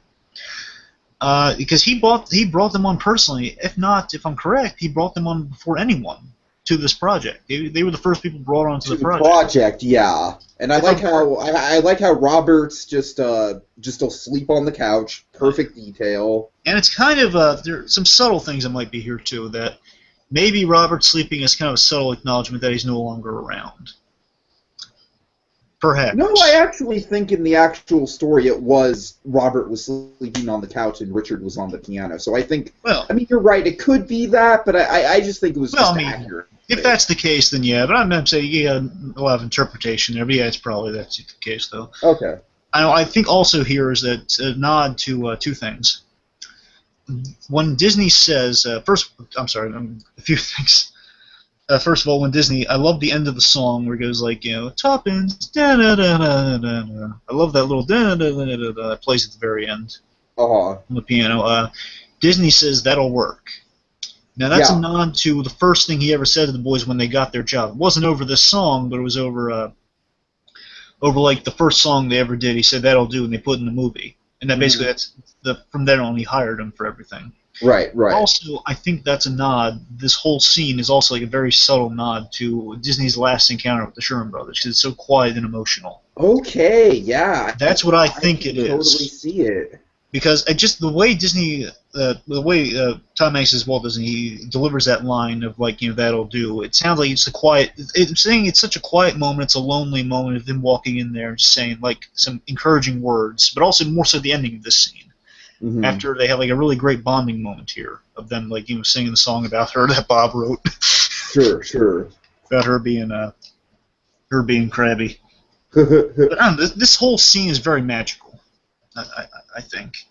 Oh, absolutely. I think it radiates just classic Disney magic more so than anything else in this film. I mean, it's like I said, it's the one thing I wanted from any sort of Walt Disney biopic, no matter what the subject matter was, and they nailed it. But here's the moment where Disney's passing, right here at the end of the scene, where he says, go home. Or says, it's late, go home. And then he walks out of the room. That makes me think so much of the passing of Walt Disney. That was his last encounter with the Sherman Brothers. I hear you. Basically, he walked out and said, he either said, like, the great work, boys. Because he would never really directly say that sort of stuff. He would just say, like, that'll do. Right. And that was kind of his goodbye. And maybe that's foreshadowing the fact he's not going to be around for a lot of these in the future. Or not. I could be reading into it. The point is that it kind of makes you emotionally think of that. But also, a lot of stuff's happening. I like how Bob Sherman, he wrote a song that it was like a non-mean way of saying, of complaining about P.L. Travers. But it was a really good song, too. Of like, she's like, it's a tough pill to swallow. But I love the ending of that scene, how basically Disney says, I know where she's coming from. A long time ago, this guy approached me about taking Mickey Mouse off my hands, and had I signed over my character to him, it would have killed me. Oh, yeah. And that relates so much to the premise. That scene, just that line, a little bit at the end of there, that just signals so much to why we like P.L. Travers in this movie. Because we're saying, oh, man, that must be what it feels like to her on some level, but also seeing how much it connects to her past. Which in real life she denies. She denies it has a lot to do with her past. I think a lot of people just think she's emotionally lying. Wait. So you mean like... At times, she says that the books don't have a lot to do with her life. Like they're vaguely based off her real life. But a lot of people suspect that she was fibbing. But with here, it's definitely depicted that they are. Of course, here it is. I'm just saying before, it's like that's the thing she would deny it, but a lot of people think she was actually just hiding the truth, because a lot of this is factually based stuff in the flashbacks here. Sure, sure. The flashbacks are pretty much, aside from maybe some traumatic stuff here and there. It's all like all the stuff that happened with the alcoholism and suicide attempt. She basically just becomes a mule to get him alcohol. Is just where this movie just gets dark. This scene. Oh, this scene here makes. I can't believe we're talking over this scene, but oh god, we see the turmoil and the problems happening here. Basically, father's encouraging, embracing. It's a scene basically. It's embracing creativity versus like the reality. We gotta set the table, and he's saying, she's lying. And it's. Oh man. But my favorite part of the scene just makes my heart sink, is when she says it's like such the sweet little girl is saying to her father, and I'm close with my father too, so that basically she says, I want to be just like you. And then you can tell the pain in his voice, and it's like saying he's like holding back all the tears, just saying, no, "Don't be like me." And he runs off and he drinks because he just can't take it. He can't take the pain of "Don't become like me. Don't become a sad alcoholic like me." Oh, it's a heartbreaking scene, and that's just the tip of the iceberg of emotional moments in this film. Oh god, because here we come. Oh yeah, oh god, the editing in this whole thing. Oh yeah, absolutely. This is like the Tuppence Bank scene. Here. Well, we're at a fair. God. Nothing bad can happen at a fair, right? Oh, of course not. Of course not. I speak from seeing A Million Ways to Die in the Old West, so I know a lot of bad things can happen at a fair. So. Anyway, so yeah. I love the kangaroo. Nice visual touch. Lets us know that we are in Australia. Yeah. Keeps us reminded. Yep. Now, basically, in this whole scene, this whole sequence, I guess, it's really tense, and it's like a tense psychological ping pong match. It really is.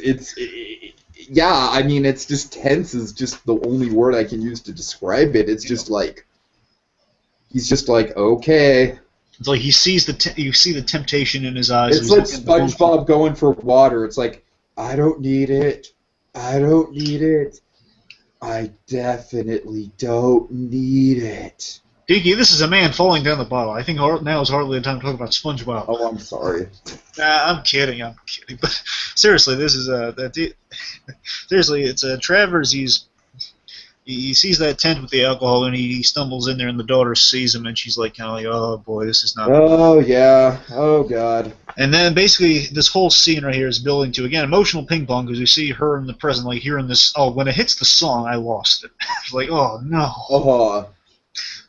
But and then the wife with the eyebrows of steel, and she's just like, oh, something bad's gonna go on. I'm not sure it's eyebrows of steel. I think it's just It is eyebrows of steel. That woman has eyebrows of titanium, sir.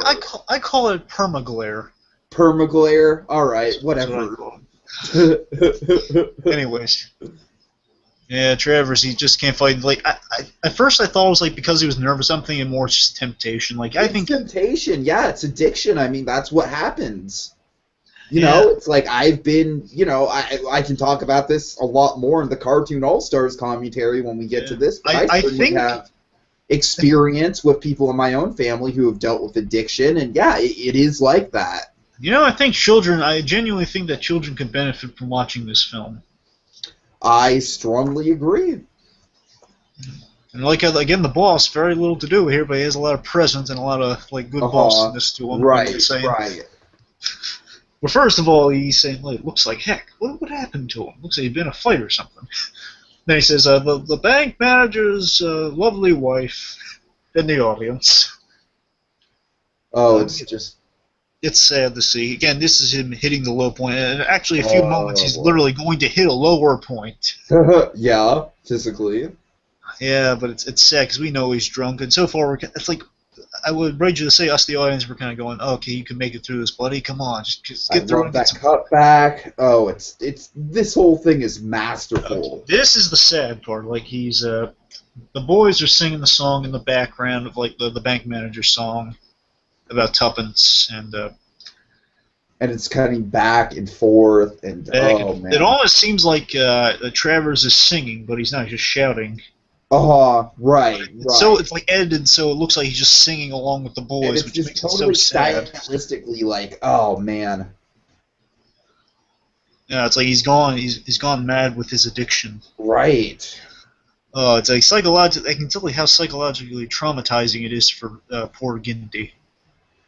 And I love the storyboard cuts too, like seeing the mustachioed George Banks. And then, yeah, that's the glare that I'll admit eyebrows are steel again. Yes, yes. But I'm saying Eyebrows of regardless, steel. that's the glare that always stuck in my mind with her character, and that she's like, you can tell if you look at her, you can see the anger in her eyes. Like, how can you Her do anger is this? just like piercing. It's like she hates this man. Look at this. There's the red. There's the visual red again. Oh no! Oh snap!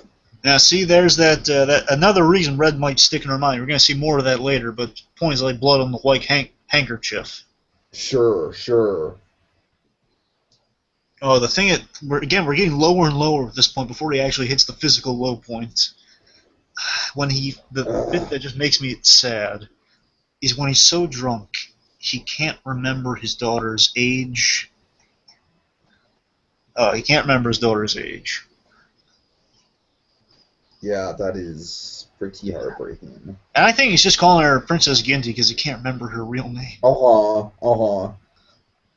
Uh, Oh god. that poor girl. She has a very nice hat, though. And then the bank manager Oh boy. his reaction to seeing that. And then, when he said, yeah, I forget. Actually, it gets lower than that when he says, "Give her a drink." Then the bank Give her a manager drink reacts. is kind of like a Walter White move, and his wife is going to pull a Skylar White move pretty soon. Pretty much. It's just it's. I don't know what to say. It's really sad. We're seeing the ugly. That comes later. Sorry, I'm jumping ahead. But I guess the thing with the cough, him coughing blood, the thing, and now he's actually hit the low point. And just seeing her eyes looking at the board, then her eyes looking at her father, that's a great cut. Mm-hmm. Mm-hmm. Her father is at a physical low point where he's laughing where he can't control it. The mother is losing her sanity. Bad things are happening as the boys and Don. And they're just going nuts. They're just like having a gay old time. It's not their fault though. Oh, I know. Then I like how she herself. I love that line. I love that line. Why did you have to make him so cruel? My favorite line in this thing is how she ends it, where she says the line, "I can't let him down again." Mm-hmm. We can tell the strain's just too much from that sequence. Like, I can't do this anymore. And she's, I can't let him down again. Movie is really all about forgiveness. And like, forgiveness is kind of the main theme of the whole story. You know what? You know what I mean? Oh, of course, yeah. Forgiveness is the main. Like, I'm just trying to think. She does definitely blame. She definitely blames herself for not saving her father. The main thing of this film is she wants to save her father, saving Mr. Banks. And the fact is, she couldn't save her father, and that's what's really got her down. She's just it got to a point of acceptance, but now looking into Mary Poppins is really just bringing back all these memories. Whether she admits it or not, again, reality pending. These events were inspirations for her book. That's again yet another reason she's so against Disney adapting it. And the doctor here saying, "Haven't you had enough?" After he's asking for something to numb the pain. This scene again. I forgot. He gets even lower than that point. We get to see alcoholism has destroyed this man. It's destroyed this man. We get to see the ugly side of Travers, and we get to see Australia seems very hot and uncomfortable. Oh yeah. Anyway, but yeah, we get to see the ugly side of Travers in this scene where basically he's such a loving father, and he is at his core loving father. One, he begs her to get alcohol for him. He says, "You can't have it." And basically, he says, "Oh, son of a..." Basically, the point is he's sort of. We get to see the ugly side of Travers, and like she hands him a poem, and she's about to hand him a poem, and he's gonna be so mean to her about it. Yeah. He says it's hardly Yeats. That's mean. Yeah, it is. Like, first of all, he yanks it from her and says, "I can still read." I'm not completely useless. In his mind, he's thinking that. There's Harley Yates, and it's a sad thing because these two were so close, and I forget if it happens right after this or if we get a little bit of separation there, but no, I think we cut right to it. Essentially, she's trying to save her father in this scene. We see this poor girl. She's looking for some sense of stability, and she's trying to save her father by giving him what's killing him, essentially. Yeah, and it's just another deep irony in this whole thing. It's really quite dark. Yeah. And as she's trying to save her father, the other one just is lamenting over the fact she couldn't save her father. As she's getting grass to build a little house up right now. Oh yes, and here comes one of our favorite scenes, probably. It's like after a kind of a big breakdown like that, she's returning to a childhood creative state. So even like the essence of her father is still there. I assume her father was the one that showed her how to build a little house. Oh yeah. So she's kind of getting back to that childhood creative stage. She's being very uncreative at the Disney studio right now. So she's being creative here, building this little house. And yeah, it's kind of building a home that's going to be stable. So it's that sense of stability, I guess. And this is a great scene between Ralph and Pam here. So it's a really great bonding scene. And this is where we truly fall in love with Ralph if we haven't already. We do. As I was wondering, in this film, like, is Ralph just going to be the fun supporting character, which wouldn't have been wrong, but they really make him emotional. I was wondering that, too. I was wondering, like, how much is Paul Giamatti actually going to get to do? And they give him just enough to make a great impression. Like, I wasn't expecting the true emotional heft of this guy. Oh, yeah. I was expecting some sort of payoff with the son, but I didn't expect this, and this is really good. I don't know. I like how Ralph is he's such like this humble guy. He's eating his lunch on the bench at the Disney. Yeah, it's like he laughs. He's like, yeah, I know. I do ask a lot of questions. You know. And I love how he's talking to a child because he does have a daughter. It's like he's talking to a kid. Okay, now this is gonna make you sad, Tiki. If you didn't know this already. Yeah. In real life, Pam Travers, she adopted twins. Okay. And let's just say she was not a good mother. Oh God. She, no. Essentially, again, she wasn't good with kids, as we saw that scene with the kid on the plane. Yeah. Essentially, she sent one of the twins away for very, let's just say, silly reasons. And then essentially the other one she raised turned to alcoholism, and he died, unfortunately. Oh well, that's a depressing overtone. And actually, very now I mentioned this. Enlightening scene. Now, Tiki, I mentioned this because that was originally a subplot.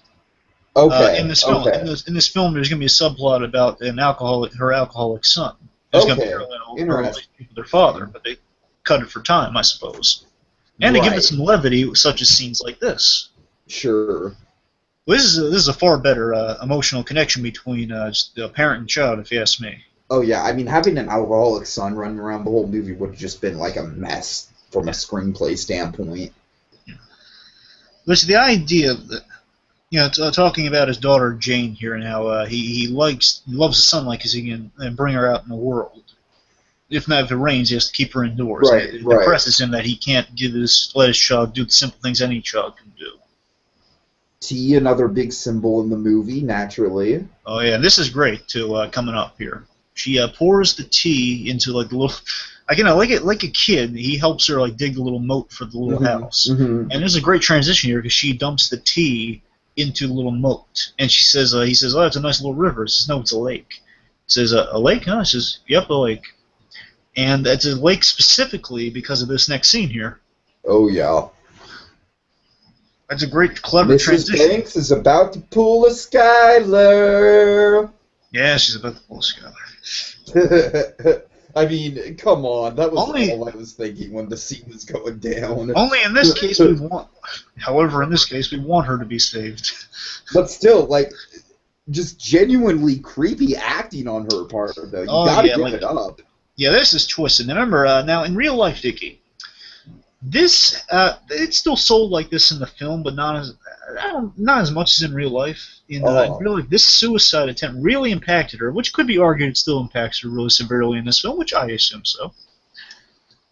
this is very impactful to how she kind of lives her life. It left a major impact. And just the mother, it's such a twisted and dark idea. Oh, the mother saying her last words to a child are, "Take care of your sisters. I know you gave him. I know you gave it to him. Take care of your sisters. One day you will understand." Those are her last words. Oh. One day you will understand. That's dark. Yeah. There's a lot of this movie. Oh yeah. So overall, did you like the mother in this movie?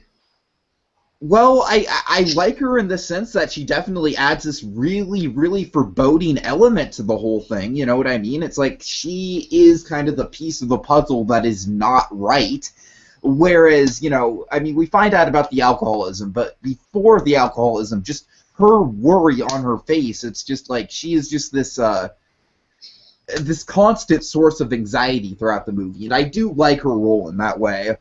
Again, I don't think I'm stretching too much saying that she was. I would say after the loss of her father, being raised by her mother, who first of all she had to save her mother in addition to saving her father. She tried to save her father. She literally had to save her mother in this scene. Being kind of raised by this woman, just kind of don't do it, Skylar. What this scene kind of epitomizes is the reality of life. Sometimes it gets too hard, and people want to end it. And that's a horrible thing to live with. Sure. But even living with that, the mother represented harsh reality, and now she's truly representing harsh reality with a suicide attempt. And the daughter had to live with this, and that turned her into a person who's really stern and harsh to the world in response to that.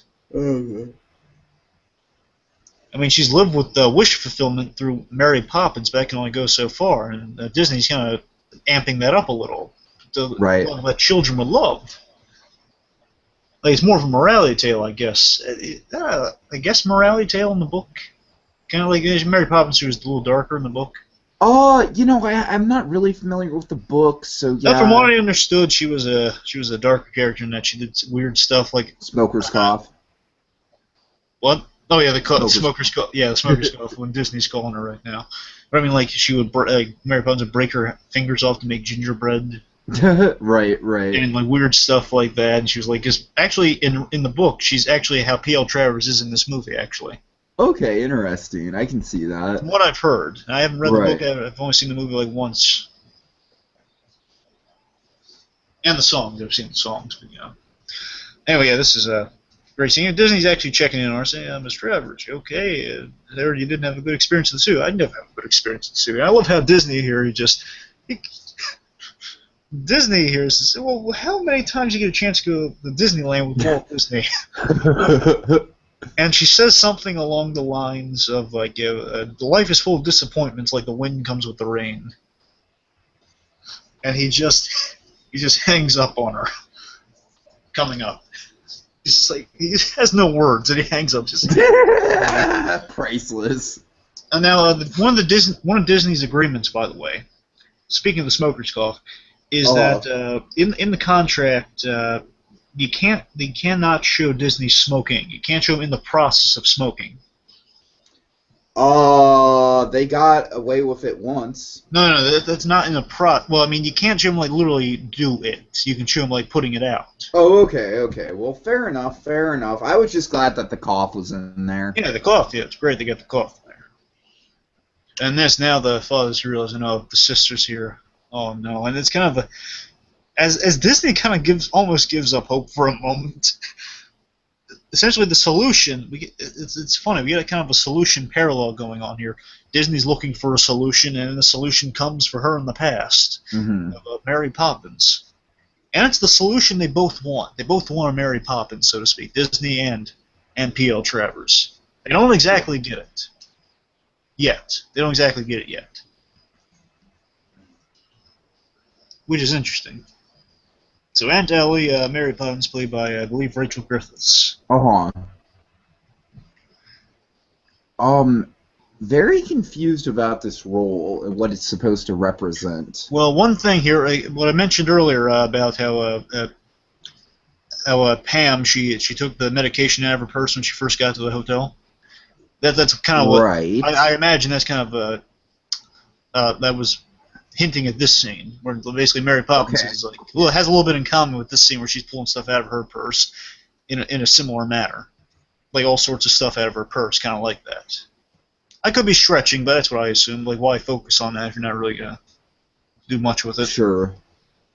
Anyway, I'm sorry, so you're saying, Tiki, Well, I guess my main issue with this character is that it's like she's not really in a lot of the movie, and I don't really get what her point is. Well, her point is that she's the physical Mary Poppins, and we can see that she's a little bit like Travers herself, and the impact that she kind of had. I get that. I get that it's like, okay, we have to have the person to actually physically connect to Mary Poppins, but...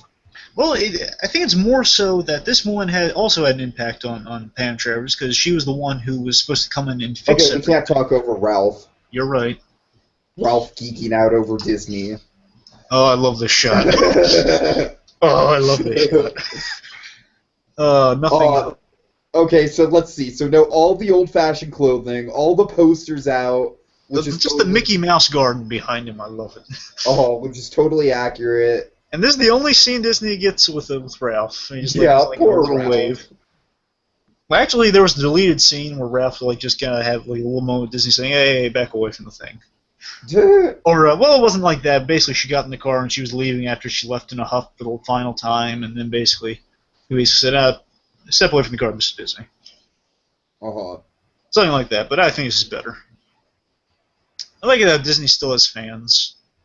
How Disney has fans. Oh, of course. That happened to him all the time. You know, he was like the king of that park. It was such a unique enterprise because he'd be there like all the time. I love the idea he has pre-signed autographs handy. Disney was, I don't know, and Disney's he did. awesome. He did. That is accurate. Oh, yeah.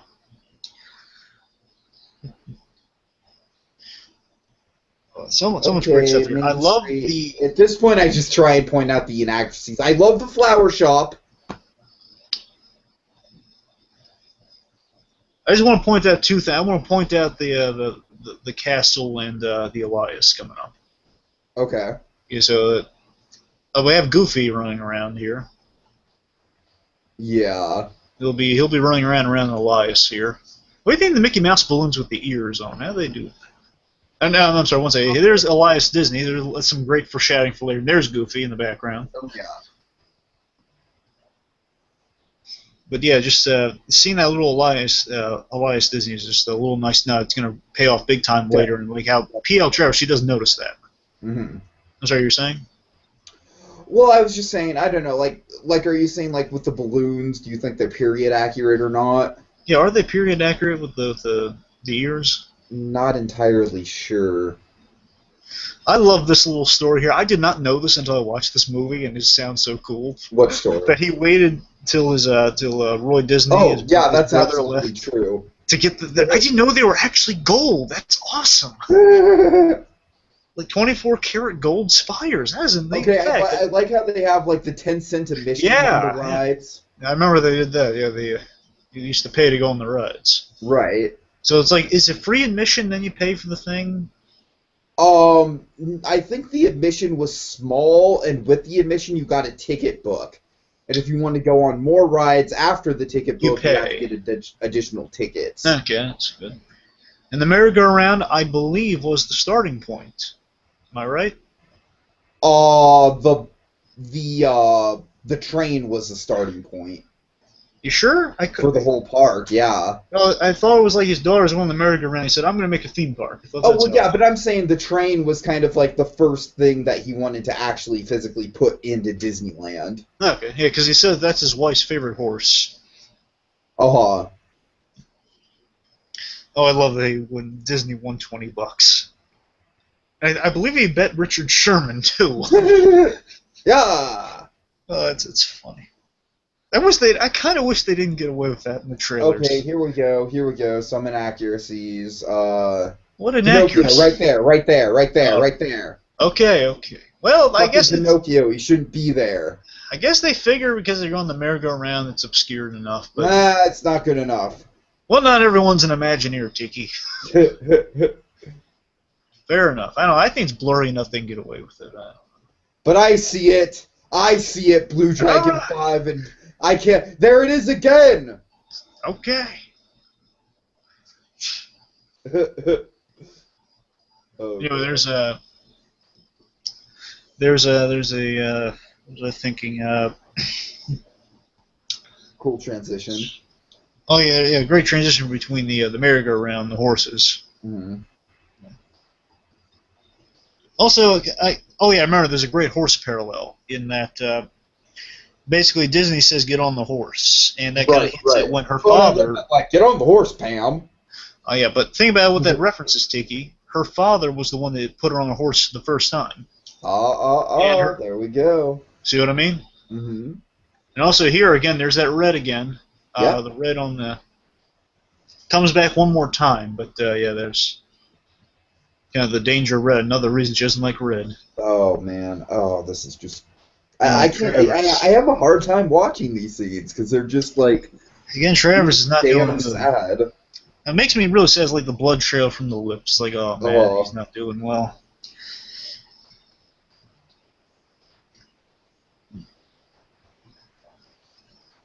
Okay. Also, is this the fly a kite scene? Yes, it is, but real quick. Okay. I want to mention another thing about that merry-go-round scene is I like how Disney, again, I mentioned how like her father got her on the horse for the first time, and then Disney got her on this merry-go-round horse. Yeah. But also, I like how Disney, in a way, was reaching the child Ginty. He's reaching. Yeah. Cool. Yeah, that's fairly there.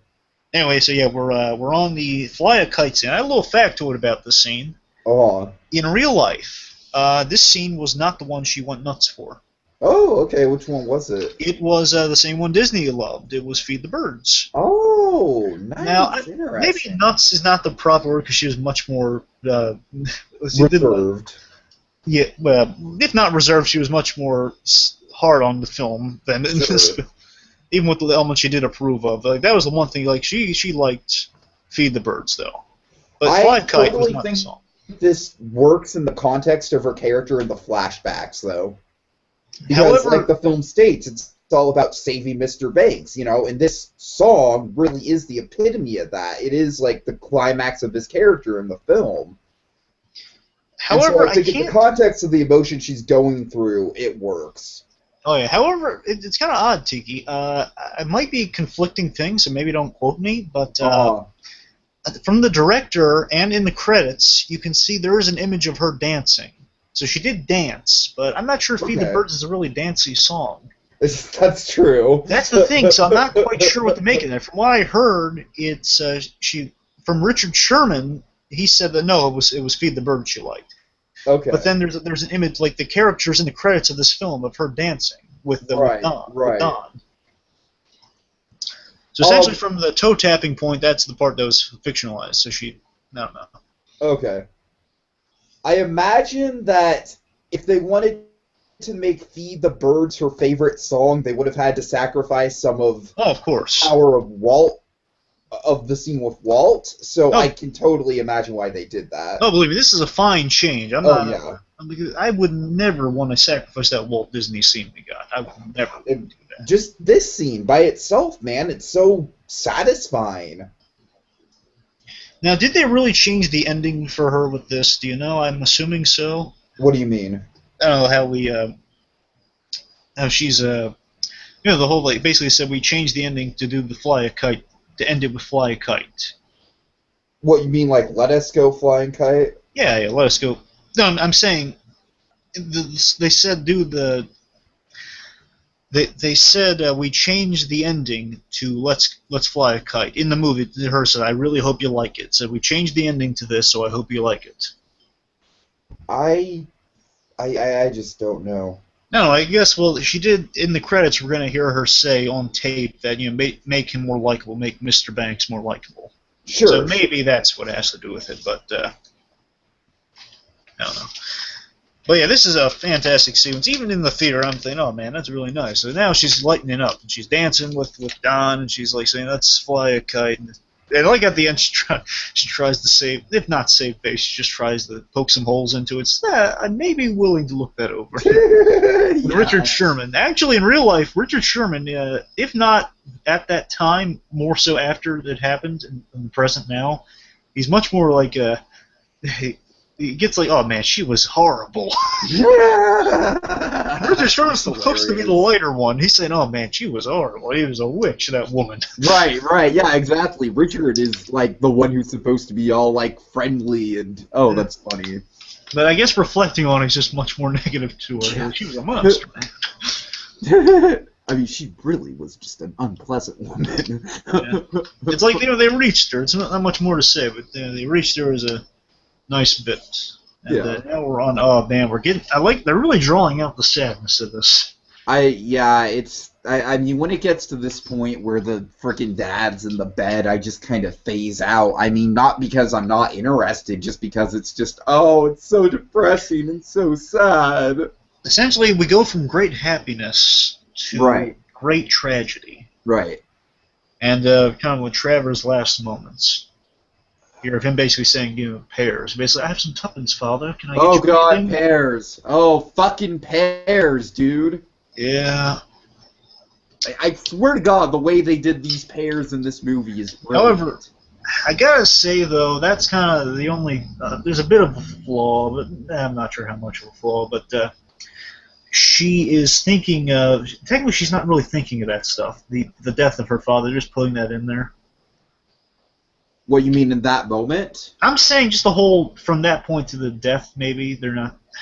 She might not be thinking of that, just might be showing that. Yeah. I'm saying because we don't get to see her thinking of it. Like it doesn't look like. Why would she be thinking about the death of her father? Things are going so well.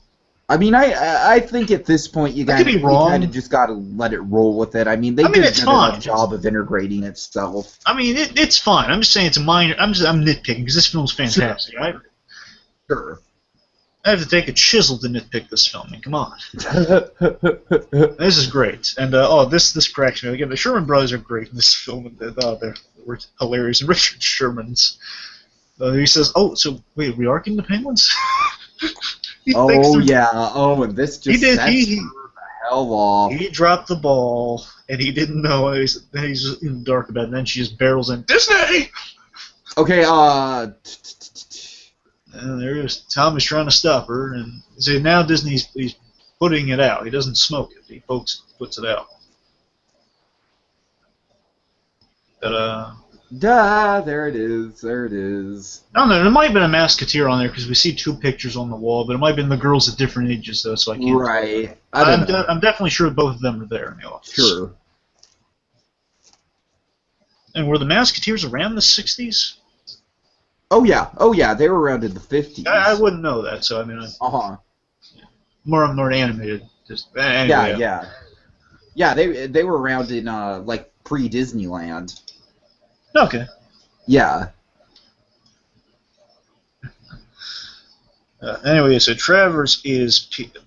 Travers is peeved big time. Oh yeah. She's pulling a Norma Bates. She is freaking out. Now, this is kind of the most, I want to address this here. Technically, this is the most villainized we get of Disney. Now, I'm just saying it's potentially villainized because it's like Disney's, one could say Disney's plan in this movie is to sneak in the animation without her know-how. Just give her a good time and just basically sneak in the animation to kind of appease her. Sure.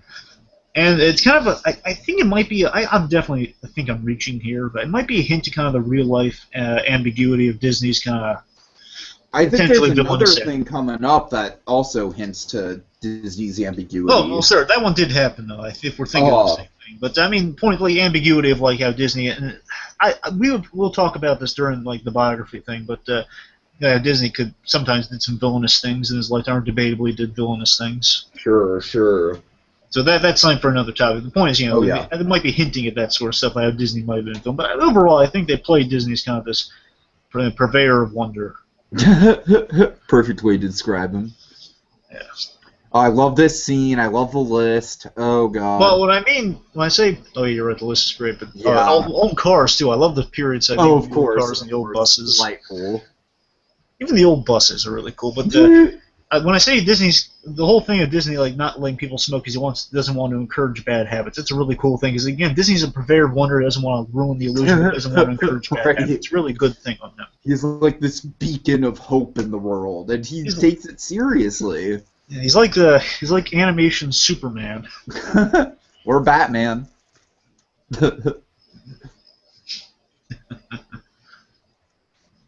Anyway, so yeah, this is a great scene here. Oh yeah. First of all, Ralph gets to introduce himself. Yeah. Well done. And I like how she points it out to, I never asked your name. It's Ralph. But, Ralph says, I told my daughter I was driving this nice author lady, and she basically said, can you sign hands on the book? I'm a slow reader. I finally got to finish the book. Basically says, would you like me to sign? Oh, would you? And it's such an innocent and humble moment. It's a heartfelt moment of just, hey, oh yeah. Like, the only American I ever liked, and that's so true, because she didn't like him at first, but she grew to love him. But the thing with Ralph is that he's so humble. That's really the point of his character, is that he is so humble that he doesn't even realize that he's not introducing himself. He just does. He just exists. He's just there. Let's face it, she didn't really care who he was at first. Right. But what's great is that I think Ralph kind of represents the way she ideally would be. Always wants herself to be on some level, because again, he kind of has some tragedy, not as deep tragedy as she has, but he has some tragedy that he's buried, but it's like he acknowledges it, but he lives with that tragedy. Sure. And it's not something you can just be scarred with for life, but you can make it work. And she reminds him of that. And I think at some level, the reason she befriends this guy is because, I kind of wish I was this guy. I wish I was kind of happy and go-lucky, but I just can't be, because I've dishonored my father, because I cannot forgive myself because of this action. And I just want to point out the last name on the list, Walt Disney, hyperattention deficit disorder. I got a crack out of that. That was fun. Now, two things here. First of all, I love the little nod of, look at the Time magazine here. It's not Walt Disney, that's Tom Hanks' Walt Disney. Oh God, are you serious? I believe so. I'm like 90% sure. Okay, it looks exactly. I'm saying if not Disney, it looked like Tom Hanks in that picture. Then if it's not him, it looks a lot like Walt Disney as Tom Hanks. Right. Anyway, oh boy. Okay. Doctor's walking away. And Doctor's walking away is scary. I know, right? There's her eyebrows. It kind of bothers me the mother isn't a little saddened by this. She just seems pissed off. She's pissed. Yeah, she's just pissed. Well, I mean, now she seems sad looking up. Oh, there's the last bit of red right there. Oh, God. Yeah, the red is... Oh, that's the really sad red. I watched this 3 times. Not once have I picked up on the red. So... Just kind of the red and the dropping of the pears, much like the oranges we got. The pears of evil! Oh no, avoid the pears! It's like Don Corleone's oranges, But yeah, it's really sad. It's pear symbolism. I love how they play this too. I like how the nanny, she says, basically says, let her see. The last moment she's going to see of her father, so she might as well see it.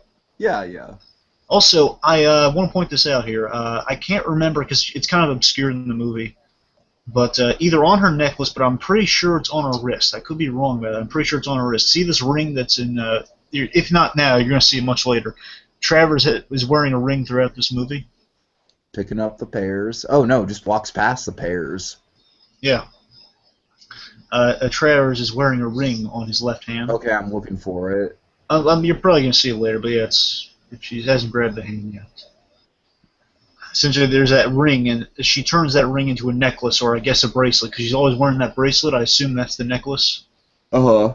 The director mentioned a necklace with that ring put on it, and I'm saying she's always wearing that. Even when she goes to sleep, she's wearing that bracelet. So I'm assuming that's the ring. Sure. I'm assuming that's a ring, because why would she ever?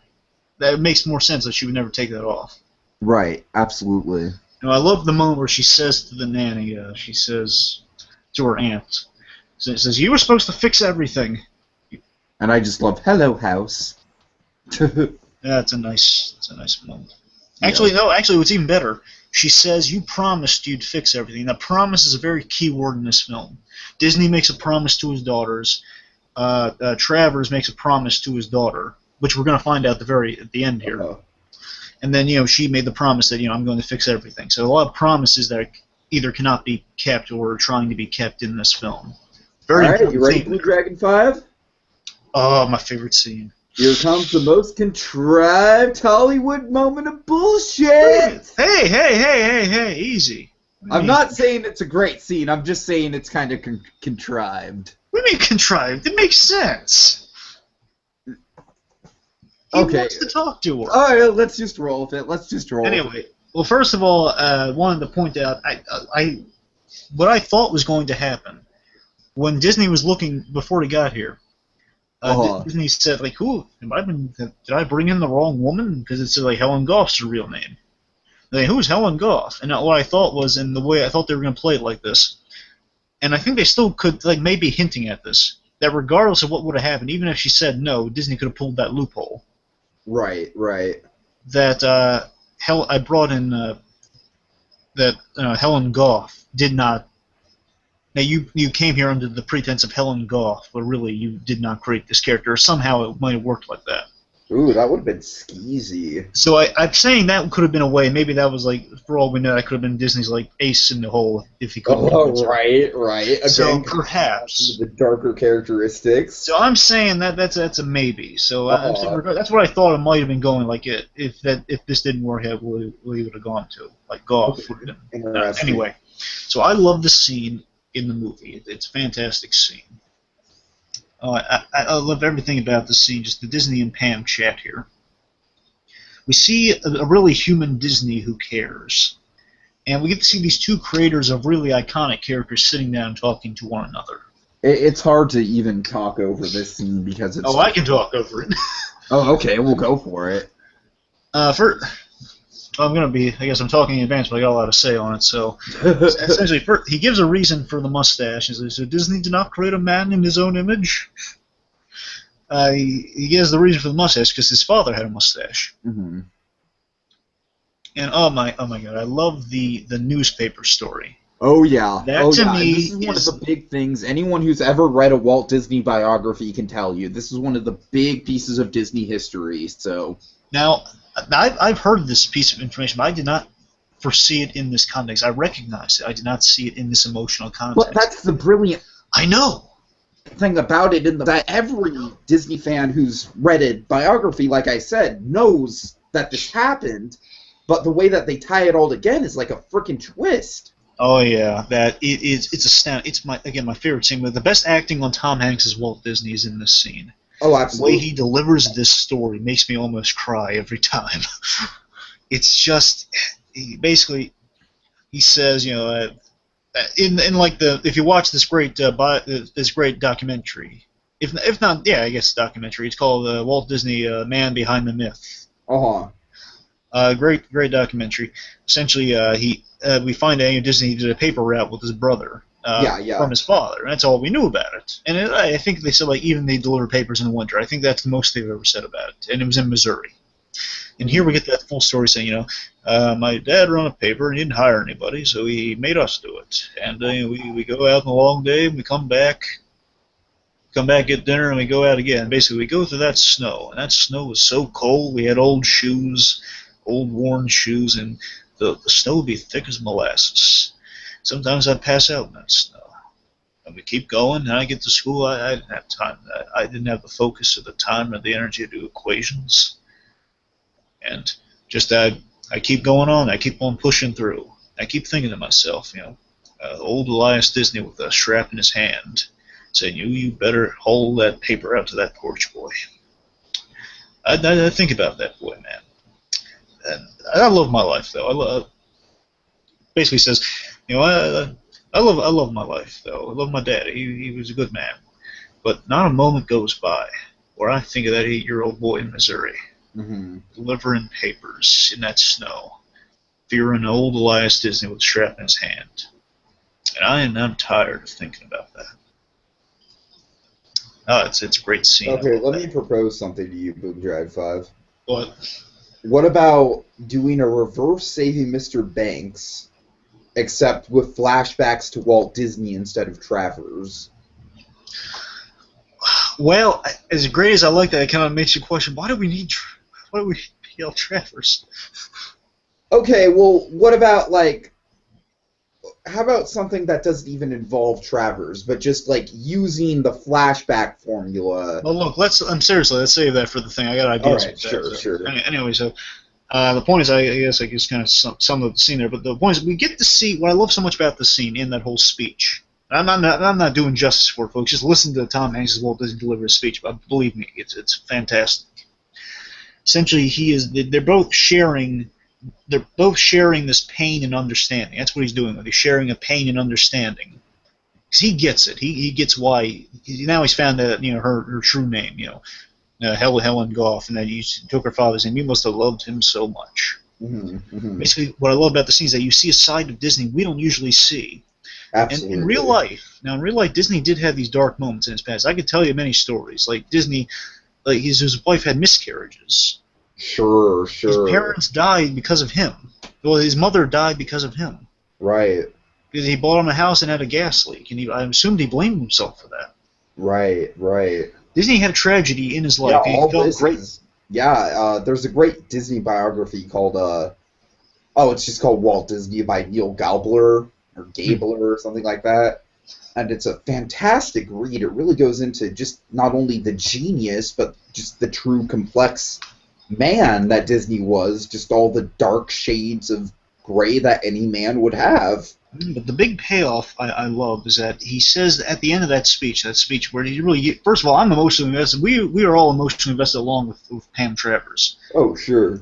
But when he says, I don't tell you these stories to depress you.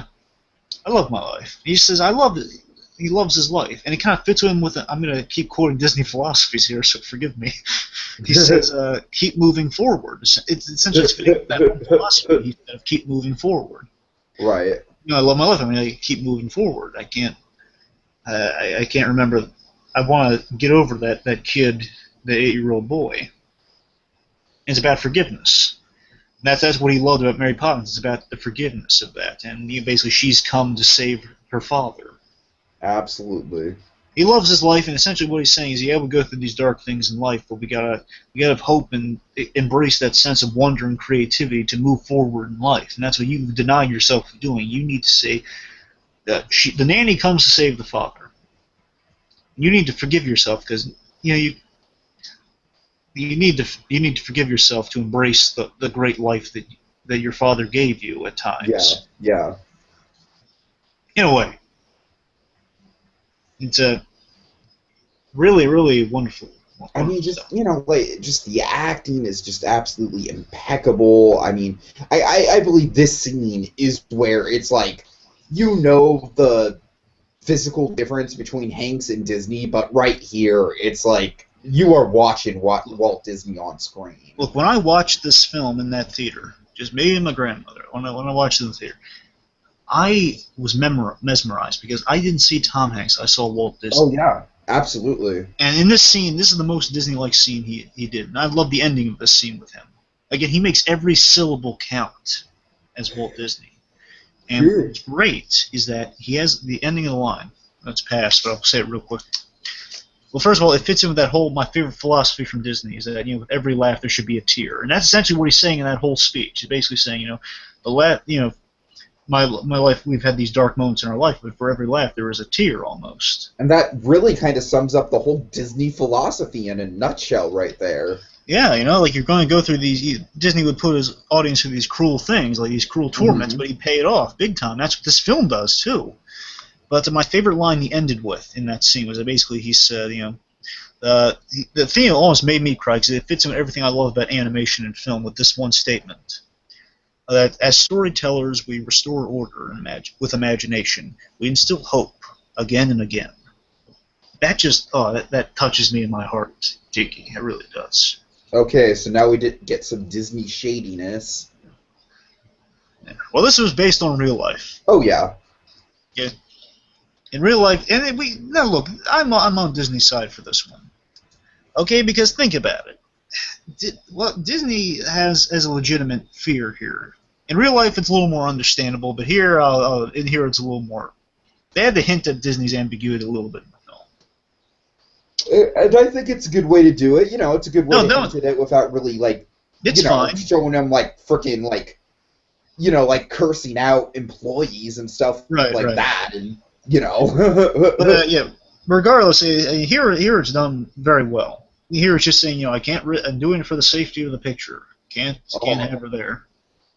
And it's understandable in the film. In real life, it was much more. She was much more negative towards things, and it was a legitimate concern. Like, no, let's not invite her. Oh, big time. To protect them. He just couldn't take the chance. Like, she could say something crazy at the premiere, like be as difficult as she was during the thing. So I can't risk that. I can't invite her. But there'll be a premiere in London. It'll be fine. He's trying to justify, I'm on board with him for that. Yeah, I still think it's a bit skeezy, but whatever. Yeah. Whatever. That's because we like her in this movie. That's why. Sure. And also, a scene we kind of glazed over. There was a bit of a nitpick, but I guess she mailed Mickey to herself. Oh yeah. Otherwise, unless Disney brought another one with them. Like, here, Miss Travers, I thought you might enjoy this. I assume she mailed it to her because she did like that thing. I assume. Yeah. It's like icon to icon looking each other in the eye. It was like making a deal with who he is, because, you know, he says the mouse is family, Mary Poppins is family. It's a great scene. And now we're at 1964, and the thing's about to come out. And she hasn't been invited to the thing. He says, shouldn't Mary Poppins be at her own premiere? Great callback. Yeah, stewardess callback. I remember. I love it. And you can tell that her wardrobe is brightened up, too. Mm-hmm. Oh, yeah, definitely. It used to be browns and greens and stuff. Now it's like really light blues. In fitting with her white and blue dress that I believe she did, in fact, wear at the premiere of the thing. Now, I love how Tawny just gives a smile, like just hearing like that jazzy music of Disney walking in, and they're like saying, "No, I know something's in store for you, Disney." And she has a cape too, and that's awesome. Oh yeah! Oh God, yeah. Oh, and by the way, throughout this film, she used to do the look I wish I could pull off. I think we all kind of wish we could pull off, but it's too dangerous. She's not dangerous, but she wears like the coat like a cape. Oh, interesting. It's a small world concept art on the wall. Yep.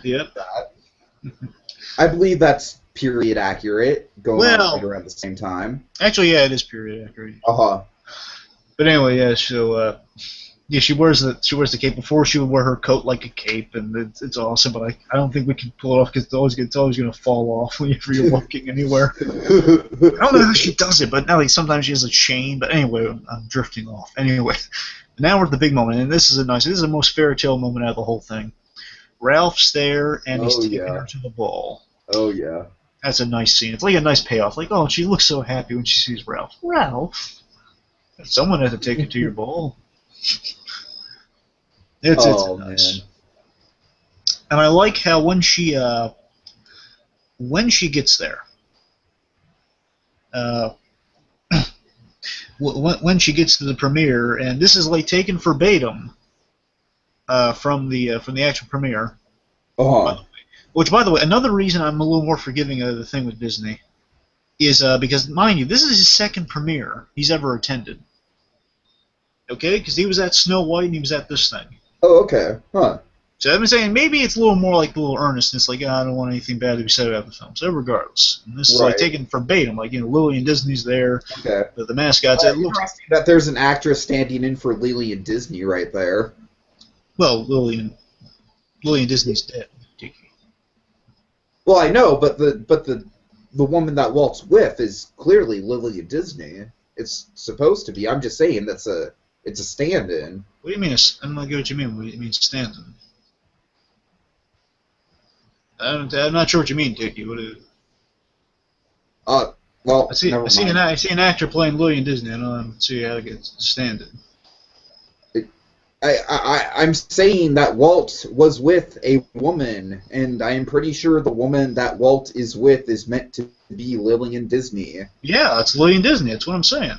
Okay, I don't know why we got so confused. I don't know. I said what the Lillian hell Disney. Was that? That was like the Twilight Zone of podcast, dude. Anyway, sorry about that. I don't know what happened. Oh God. So we're at the premiere, and they're playing the Jolly Holiday waltz, I think. Like the Merry Smile. I don't know. I think it's called Jolly Holiday. Yeah, it's Jolly Holiday. Yeah. And I like how they're playing it. Like now, it's her moment of glory. She's walking down the way, and you hear that that great new music in the See, background. right there is Lillian Disney. Yeah, that's what I'm saying. Okay. Just to clarify. And I like this little shot here of her looking at Mr. Banks on the. Oh, yes. That's her worry epitomizer there. Like, that doesn't look like my father. I'm hopeful. And then, this is a great moment. She embraces the icon. She embraces Mickey I think Mouse. it's a little cheesy, but come on! I'm saying if they didn't have the thing with the plush, I'd be against it. But it looks great. Okay, you're right. Yeah. I love the cover art to this poster though, because you have Mickey Mouse's shadow and Mary Poppins' shadow. Sure. Okay, now this is brilliant here. Oh yeah. Okay, now I don't know where to begin with this, but first of all, I love reactions closely. Yes. And I love how Walt Disney is basically kind of oh yeah, this is gonna be great. Oh. And I like, and this kind of weird thing, almost like a father. I'm drawing this parallel here. Almost like a father. He's he's behind him with his wife. Okay, so in this she's just oh god, this is magic crap. What's going on? Oh dear. The reactions are really interesting here. But first of all, here she's just oh god, hates the penguins. Okay, but anyway, so I like silly man. I like how symbolically almost Disney's like the father taking the family to the movie theater because you have the boys in the front with her in the middle. Almost. I'm stretching with that, but you see what I mean though. If you're going to draw a parallel between the father and him. Anyway, so step in time, just kind of getting into it. So it's really smart to see her reactions and her overall arc in this whole film in the production, and seeing how she genuinely feels about it at the premiere. And yeah, here's the scene you're talking about. Yeah, Dick Van Dyke, and this is kind of a laugh. And again, it's like they mentioned Dick Van Dyke playing this actor is a horrible mistake, and then you see him on screen. That gets a laugh when they screen this movie, by the way. Oh, I love this. I love hearing the echo of old film over these flashbacks. I love that. It brings emotion to it, and I really love that. It's a big payoff to Dick Van Dyke. And Dick Van Dyke, it's so funny. Dick Van Dyke, who she scoffed at in the beginning, is really bringing in this emotional hold on the film. There's the ring. Oh, yeah. Okay, nice. Anyway, so you see what I mean, though? It's kind of a funny payoff of Dick Van Dyke. He actually brings the emotional center to our film at the very end. It really is, yeah. And here's the Feed the Birds music. It sounds like Feed the Birds music playing. I'm pretty sure it's a rendition of Feed the Birds, yeah. It might be like a reprise or something like that. Right. Oh yeah, this that music. This may be almost so. This may be very emotional when I watch it. Just seeing this and seeing her react to it, seeing Mr. Banks walk down that way. Yeah, and it just gives such. We know what she's been through. We know what she's been through. We just saw her with her father, and her father said, "I promise." Mm-hmm. I love how quiet it was when Dick Van Dyke was talking. Now just Disney reassuring her, we all kind of wished Walt Disney would do this to us. That time, just saying everything's going to be fine in the end. Again, following that, for every laugh there is a tear. Oh yeah. Literally, with her in her case, how she's crying, and Disney kind of reassuring you that everything's going to be okay. And we get to see that being okay with the Fly a Kite song. And overall, just kind of what Dick Van Dyke was saying, just kind of what I guess the whole film in a nutshell. Yeah, absolutely. With the sadness and with sadness, there's forgive me if I'm butchering this, but essentially there is sadness, and this film just shows the sadness and joy of life through her flashbacks and the impact it has had on her. Sure.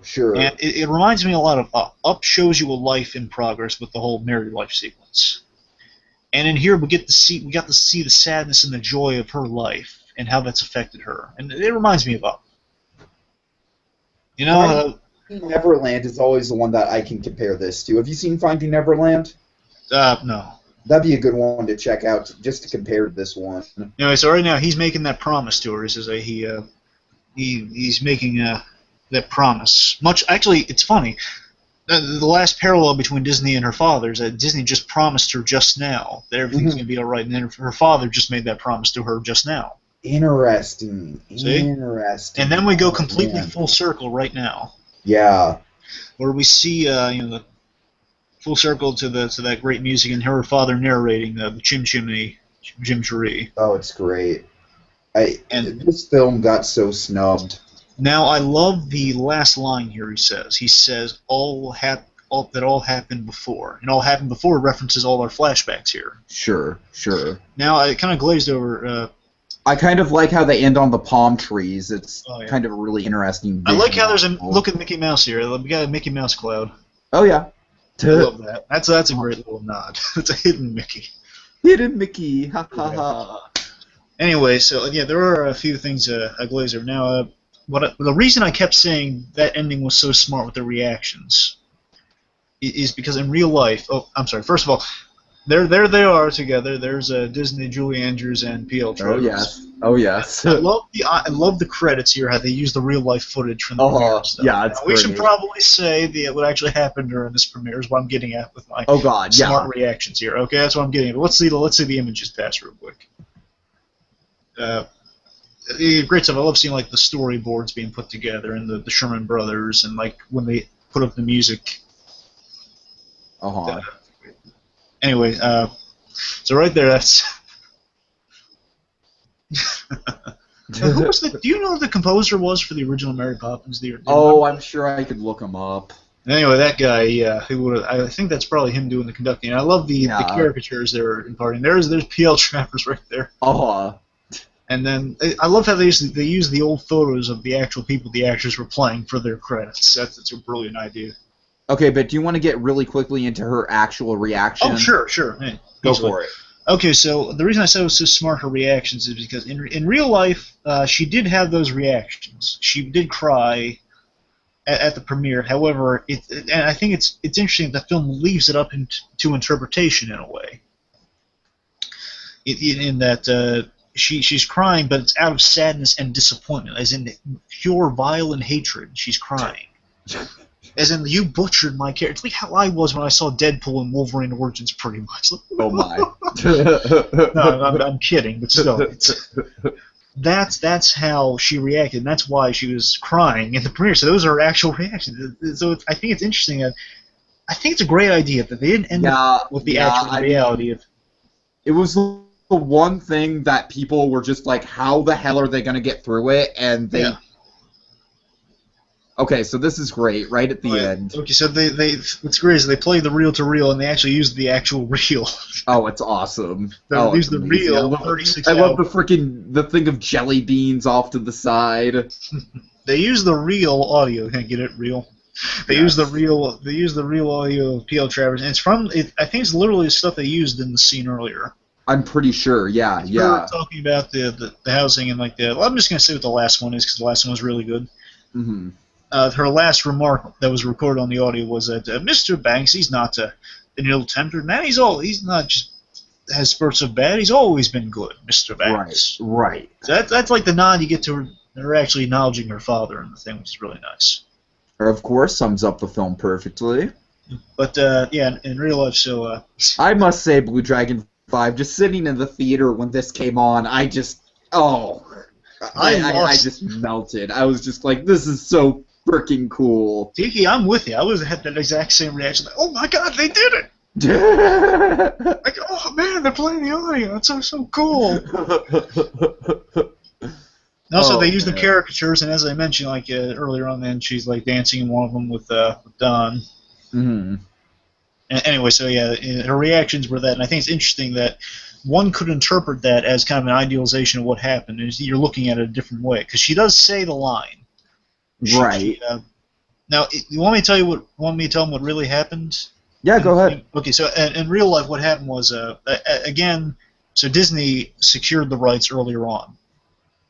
Disney secured the rights way earlier on, so basically he had final cut no matter what. So no matter what, the film was going to get made the way he did. She brought it as a show of goodwill, and she was consultant.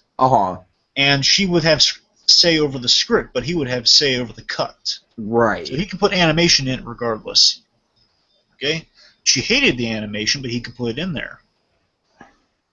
And essentially that happened, and she was somehow she wasn't invited to the premiere. She came there. She went to Disney's office and invited herself, pretty much. And she's there, and basically after the premiere, she says to him, "Oh, you have to take out that animated penguin scene. Take away the animated penguins." And basically says, Pam, the ship has sailed. Oh, God. I guess she's under the impression that now you premiered, you can take it out. Right. Like you could just okay, just no, it's okay, just edit it out. It's fine. No, the point. And by the way, it's like in that scene at the red carpet. Like, I wonder how she's feeling when she's just literally like surrounded by the costume penguins. Oh yeah, that's a funny moment, kind of glazed over, where she's looking at the penguin like, ugh. Oh, fucking hell. But yeah, it's essentially after that, she basically said, Disney had this great moment where she says, Pam, the ship has sailed. Like, this one's been so difficult. Which, by the way, in the Sherman Brothers documentary, it's this really funny bit where they mention how Walt Disney wasn't around for everything like he was in this movie. Mm-hmm. And they play a clip of Walt Disney saying, like, when they were doing, like, the Epcots or the Wonderful World of Disney, I can't recall quite which. Sure. But Disney would say, hello, everyone. This is one of those times where, sadly, I can't be with you. I have to go somewhere else. Oh, yes. They basically said Disney would just be in his office waiting. Oh, my God. Out. That was a funny bit of cutting. Essentially, the documentary sells this moment much better than the way I'm describing it. Essentially, it just says that the ship has sailed. And then afterwards, she's still been up in arms about it to her passing. Sure. Saying, I hated that, even though people have attested. She's watching. Basically, she made her peace with it, saying, it's not like my books, but it's okay. Yeah, essentially. Which really, it's even the Winnie the Pooh offer had that sort of thing, didn't she? Poor A.A. mine. Anyway, but yeah, overall, in the film, you can interpret it as nice dedication right at the end. Oh yeah, I remember. This depressed me in the theater. I forgot this. I was like, oh no, the woman who made this happen's passed. She made this happen. Diane Disney, she made that happen. That's nice. Anyway, so the and BBC Films logo, yeah. But yeah, so you see what I'm saying? Like, one could interpret it like, okay, this did happen. And she has the line when Disney talks. She says, it's basically she's crying. She says, everything's gonna be okay. I just hate the animation. Right, so essentially, it's kind of playing out the events. DragonFive piracy is not a victimless crime. Very true. See, so she's okay. I'm gonna go ahead and close the window now. Okay. We are done. But you see what I'm saying, though. Oh yeah, absolutely. So one could interpret that the lines are there, so one could say that this is like the real life occurrence that happened. It's just been cinemized. Sure, and and that's all that this movie really could have hoped to do. It's like what they want to do, actually show the movie like, oh, I hate this movie. This is dreadful. But I think credits. I like how that was a very creative solution. Though. They ended on the emotion, ended on like the girl we started with in the very past. Sure, and it really ties all the flashbacks together. I was very much skeptical of the flashbacks going into this, but they definitely won me over. I mean, I don't know. Rewatching this again, I think there's maybe too much depression in the second half, possibly. No, it pays off. It's good with Fly a Kite. All right, fair enough. I think the Disney scene balances all that at the end when she basically gives that story, which I didn't do any justice for, but no, you did fine. He says that whole story about the paper that really I think that balances it out because there's a lot of emotion in that. But anyway, I'm sorry. In essence, I was rambling on. But the point is, one could interpret it that she sees it as that's what happened. We just see it from her perspective, and that's the most we get out of that. I think it's a great solution to it, though. So regardless of whether she went through that emotional change or not, of like I accept these things now or not. Sure. Obviously, either way, she's gonna have reservations. Like I still wouldn't want animation in it, but I think oh fucking hell, what are these penguins doing? But I think the film did a smart thing of idealizing. Technically, my favorite scene in the movie didn't happen in real life because again, she didn't really communicate with Disney like that. Mm-hmm. Right. So that scene never happened. Yeah. Absolutely. He didn't need to convince her. He already had the right. So still, that scene didn't happen. But it was a wonderful scene, though. So what can I say more so than even though some of the stuff didn't happen as it did in real life, these are wonderful scenes. It transcends reality. It's like it relates to it, and it tells the same story, but does it in a much creative way that Disney would have wanted to tell. And I would hope, just in essence, Pam Travers as an author would want to tell a creative story, tell a good story. Do you think Pam Travers would have liked this movie? I think, you know what I think would have happened, Tiki? I think she would have recorded a commentary on it. Oh my god, that would be gold. Oh That my would be gold. god. I think she would have not have acted like this. Oh dear, they got this completely wrong. Actually, funny brief what's thing. up with these peaches? It's pears. Pears. Oh, I'm sorry. I'm saying they're evil pears, man. Get it right. They are evil pears. They are fucking evil. But actually, it's interesting. I was so convinced we were going to get like a scene of on set of Julie Andrews and Dick Van Dyke or something, or at least lookalikes for him or something. Yeah, we did not get that. That's what we did. But a little factoid, in case you're wondering, she had reservations about Julie Andrews also, not out of distaste for her, but just saying, oh, she's far too pretty. Like, oh, I hear you. Mary Poppins is more downplayed. Sure. But I think she took the picture with him, and maybe it was just saving face for camera. Otherwise, she'd be like beating Disney with something.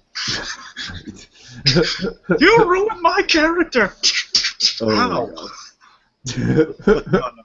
She'd be hitting with the Mickey Mouse. But overall, I'd have to say, Saving Mr. Banks, spectacular movie, really underrated. I think in time this movie will definitely get the appreciation it deserves. It's just a shame that the Oscars kind of snubbed out on it so heavily. Any last words, BlueDragonFive? This is something that we got a lot of mileage out of. Oh, certainly. Oh boy. What? So many things to say about this film. This film is immensely rewatchable. There's so much dimension to it. Yeah, I mean, you were certainly pointing out things that I was missing, specifically the color red. Oh, so yeah. Kudos to you for that. Well, we can't make the thing without the color red, Tiki. I think about the English flag. Right. Anyway, but overall, it's a very rewatchable film. You have these characters you do care about, even the characters with little roles such as that bank manager or just Paul Giamatti or Ralph. Even Dolly. Ralph is like, oh my god, Ralph is just. They should make a plush toy of Ralph. Yeah, Ralph, Dolly, Don DeGratti, you name it. All these great the Sherman brothers. Wonderful. And Disney stole show, and I'm convinced people went to this film because of Disney, because they wanted to see Tom Hanks play Disney, and they were lucky in that they got a fantastic film to go along with that. Absolutely, because this could have very easily been like, oh look, it's Tom Hanks and some other stuff. I think this film just epitomizes what Disney would want to do with a film, and that tell a great story, compelling, will make you shed a tear and laugh and just enjoy it. This epitomized to me one of the perfect biography movies. If it isn't, it's hard. There are a lot of great biography movies. I do like biography movies. You should see Finding Neverland, my friend. I would recommend that movie very highly.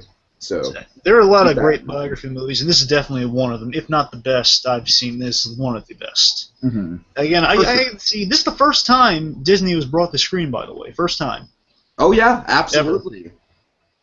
And hopefully it's not the last. No, but we will have a whole show about that, won't we? We will indeed, but this epitomizes what Disney would want to do with the story. If there's a great story to tell, you should tell, and they did that with this film. It wasn't just the fact, let's see Disney on screen, let's talk about Mary Poppins. No, it was more than that. It was telling a compelling story of, it epitomized, I'm sorry, I keep saying epitomized, but it just showcased it shows what I love about film and the storytelling process, and why I love Pixar and everything. It just epitomized that you get to it showed the creative process in its best form. As ideas, people will disagree. People will agree on some things. You get to see ideas change and form and get a reaction from people, elicit in a reaction that's sometimes intended, sometimes not intended, like the Dick Van Dyke thing. It's a laugh, but it's not exactly. It's intended to be a big dramatic emotional thing, but it's both. You get many forms of entertainment and great reactions from this, and that's what Walt Disney did. I know Walt would love this film. Oh yeah, no question. Walt would love this film. I think P.L. Travers would respect this film regardless. Respect it? Yeah, that's a good word. She'd definitely respect it, like it. I don't know. I think I would be flattered if an actor of Emma Thompson's quality were to play me, or Tom Hanks to play me. I'd be flattered. I'd say, yeah, for sure. You got someone good to play me, and they did something good with it. And again, Colin Farrell knocked it out of the ballpark with this film. I didn't recognize him. He really did. He really did. And I suspect I say, no, it can't be him. I mean, to go through that, I'm saying, I couldn't recognize until the end credits. I was blown away. Like, oh my god, that's him. Yeah. Everyone delivered an A-grade performance. They've got an A-grade film. Saving Mr. Banks. Wonderful film. Odd titled at first, but boy, does it sync up. You got to watch this more than once. You got to watch this again and again until it gets recognition it deserves. Oh, yeah. And to Diane Disney, thank you for reading that book with your sister and bringing in your father to say what's going on and just making this film. It's wonderful.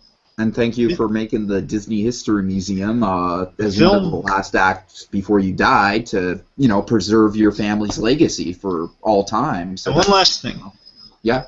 This film is about relationships people have, both friends and friendships like Ralph and friendships like Ralph and Pam that grow, respectful friendships between Disney and P.L. Travers to some extent. Mm-hmm. Relationship between fathers and daughters. Both of P.L. Travers are Helen Goff and her father, Travers Goff. And it all stemmed from a loving relationship between father and daughter of Disney and his daughters. And that that comes full circle even in the credits. It started a 20-year process that gave us this film. Oh, it's even great. more than 20 years later, much more than 20 years later, and gave us it. And it started with Diane Disney, ended with Diane Disney. You just got love. Yeah. All right, folks. Well, I'd say that's pretty much all there is to say about this little gem. Go out and check it out, and watch it again, and support it. Support it as much as you can because it deserves to be seen as much as possible. All right. Any last words, BlueDragonFive?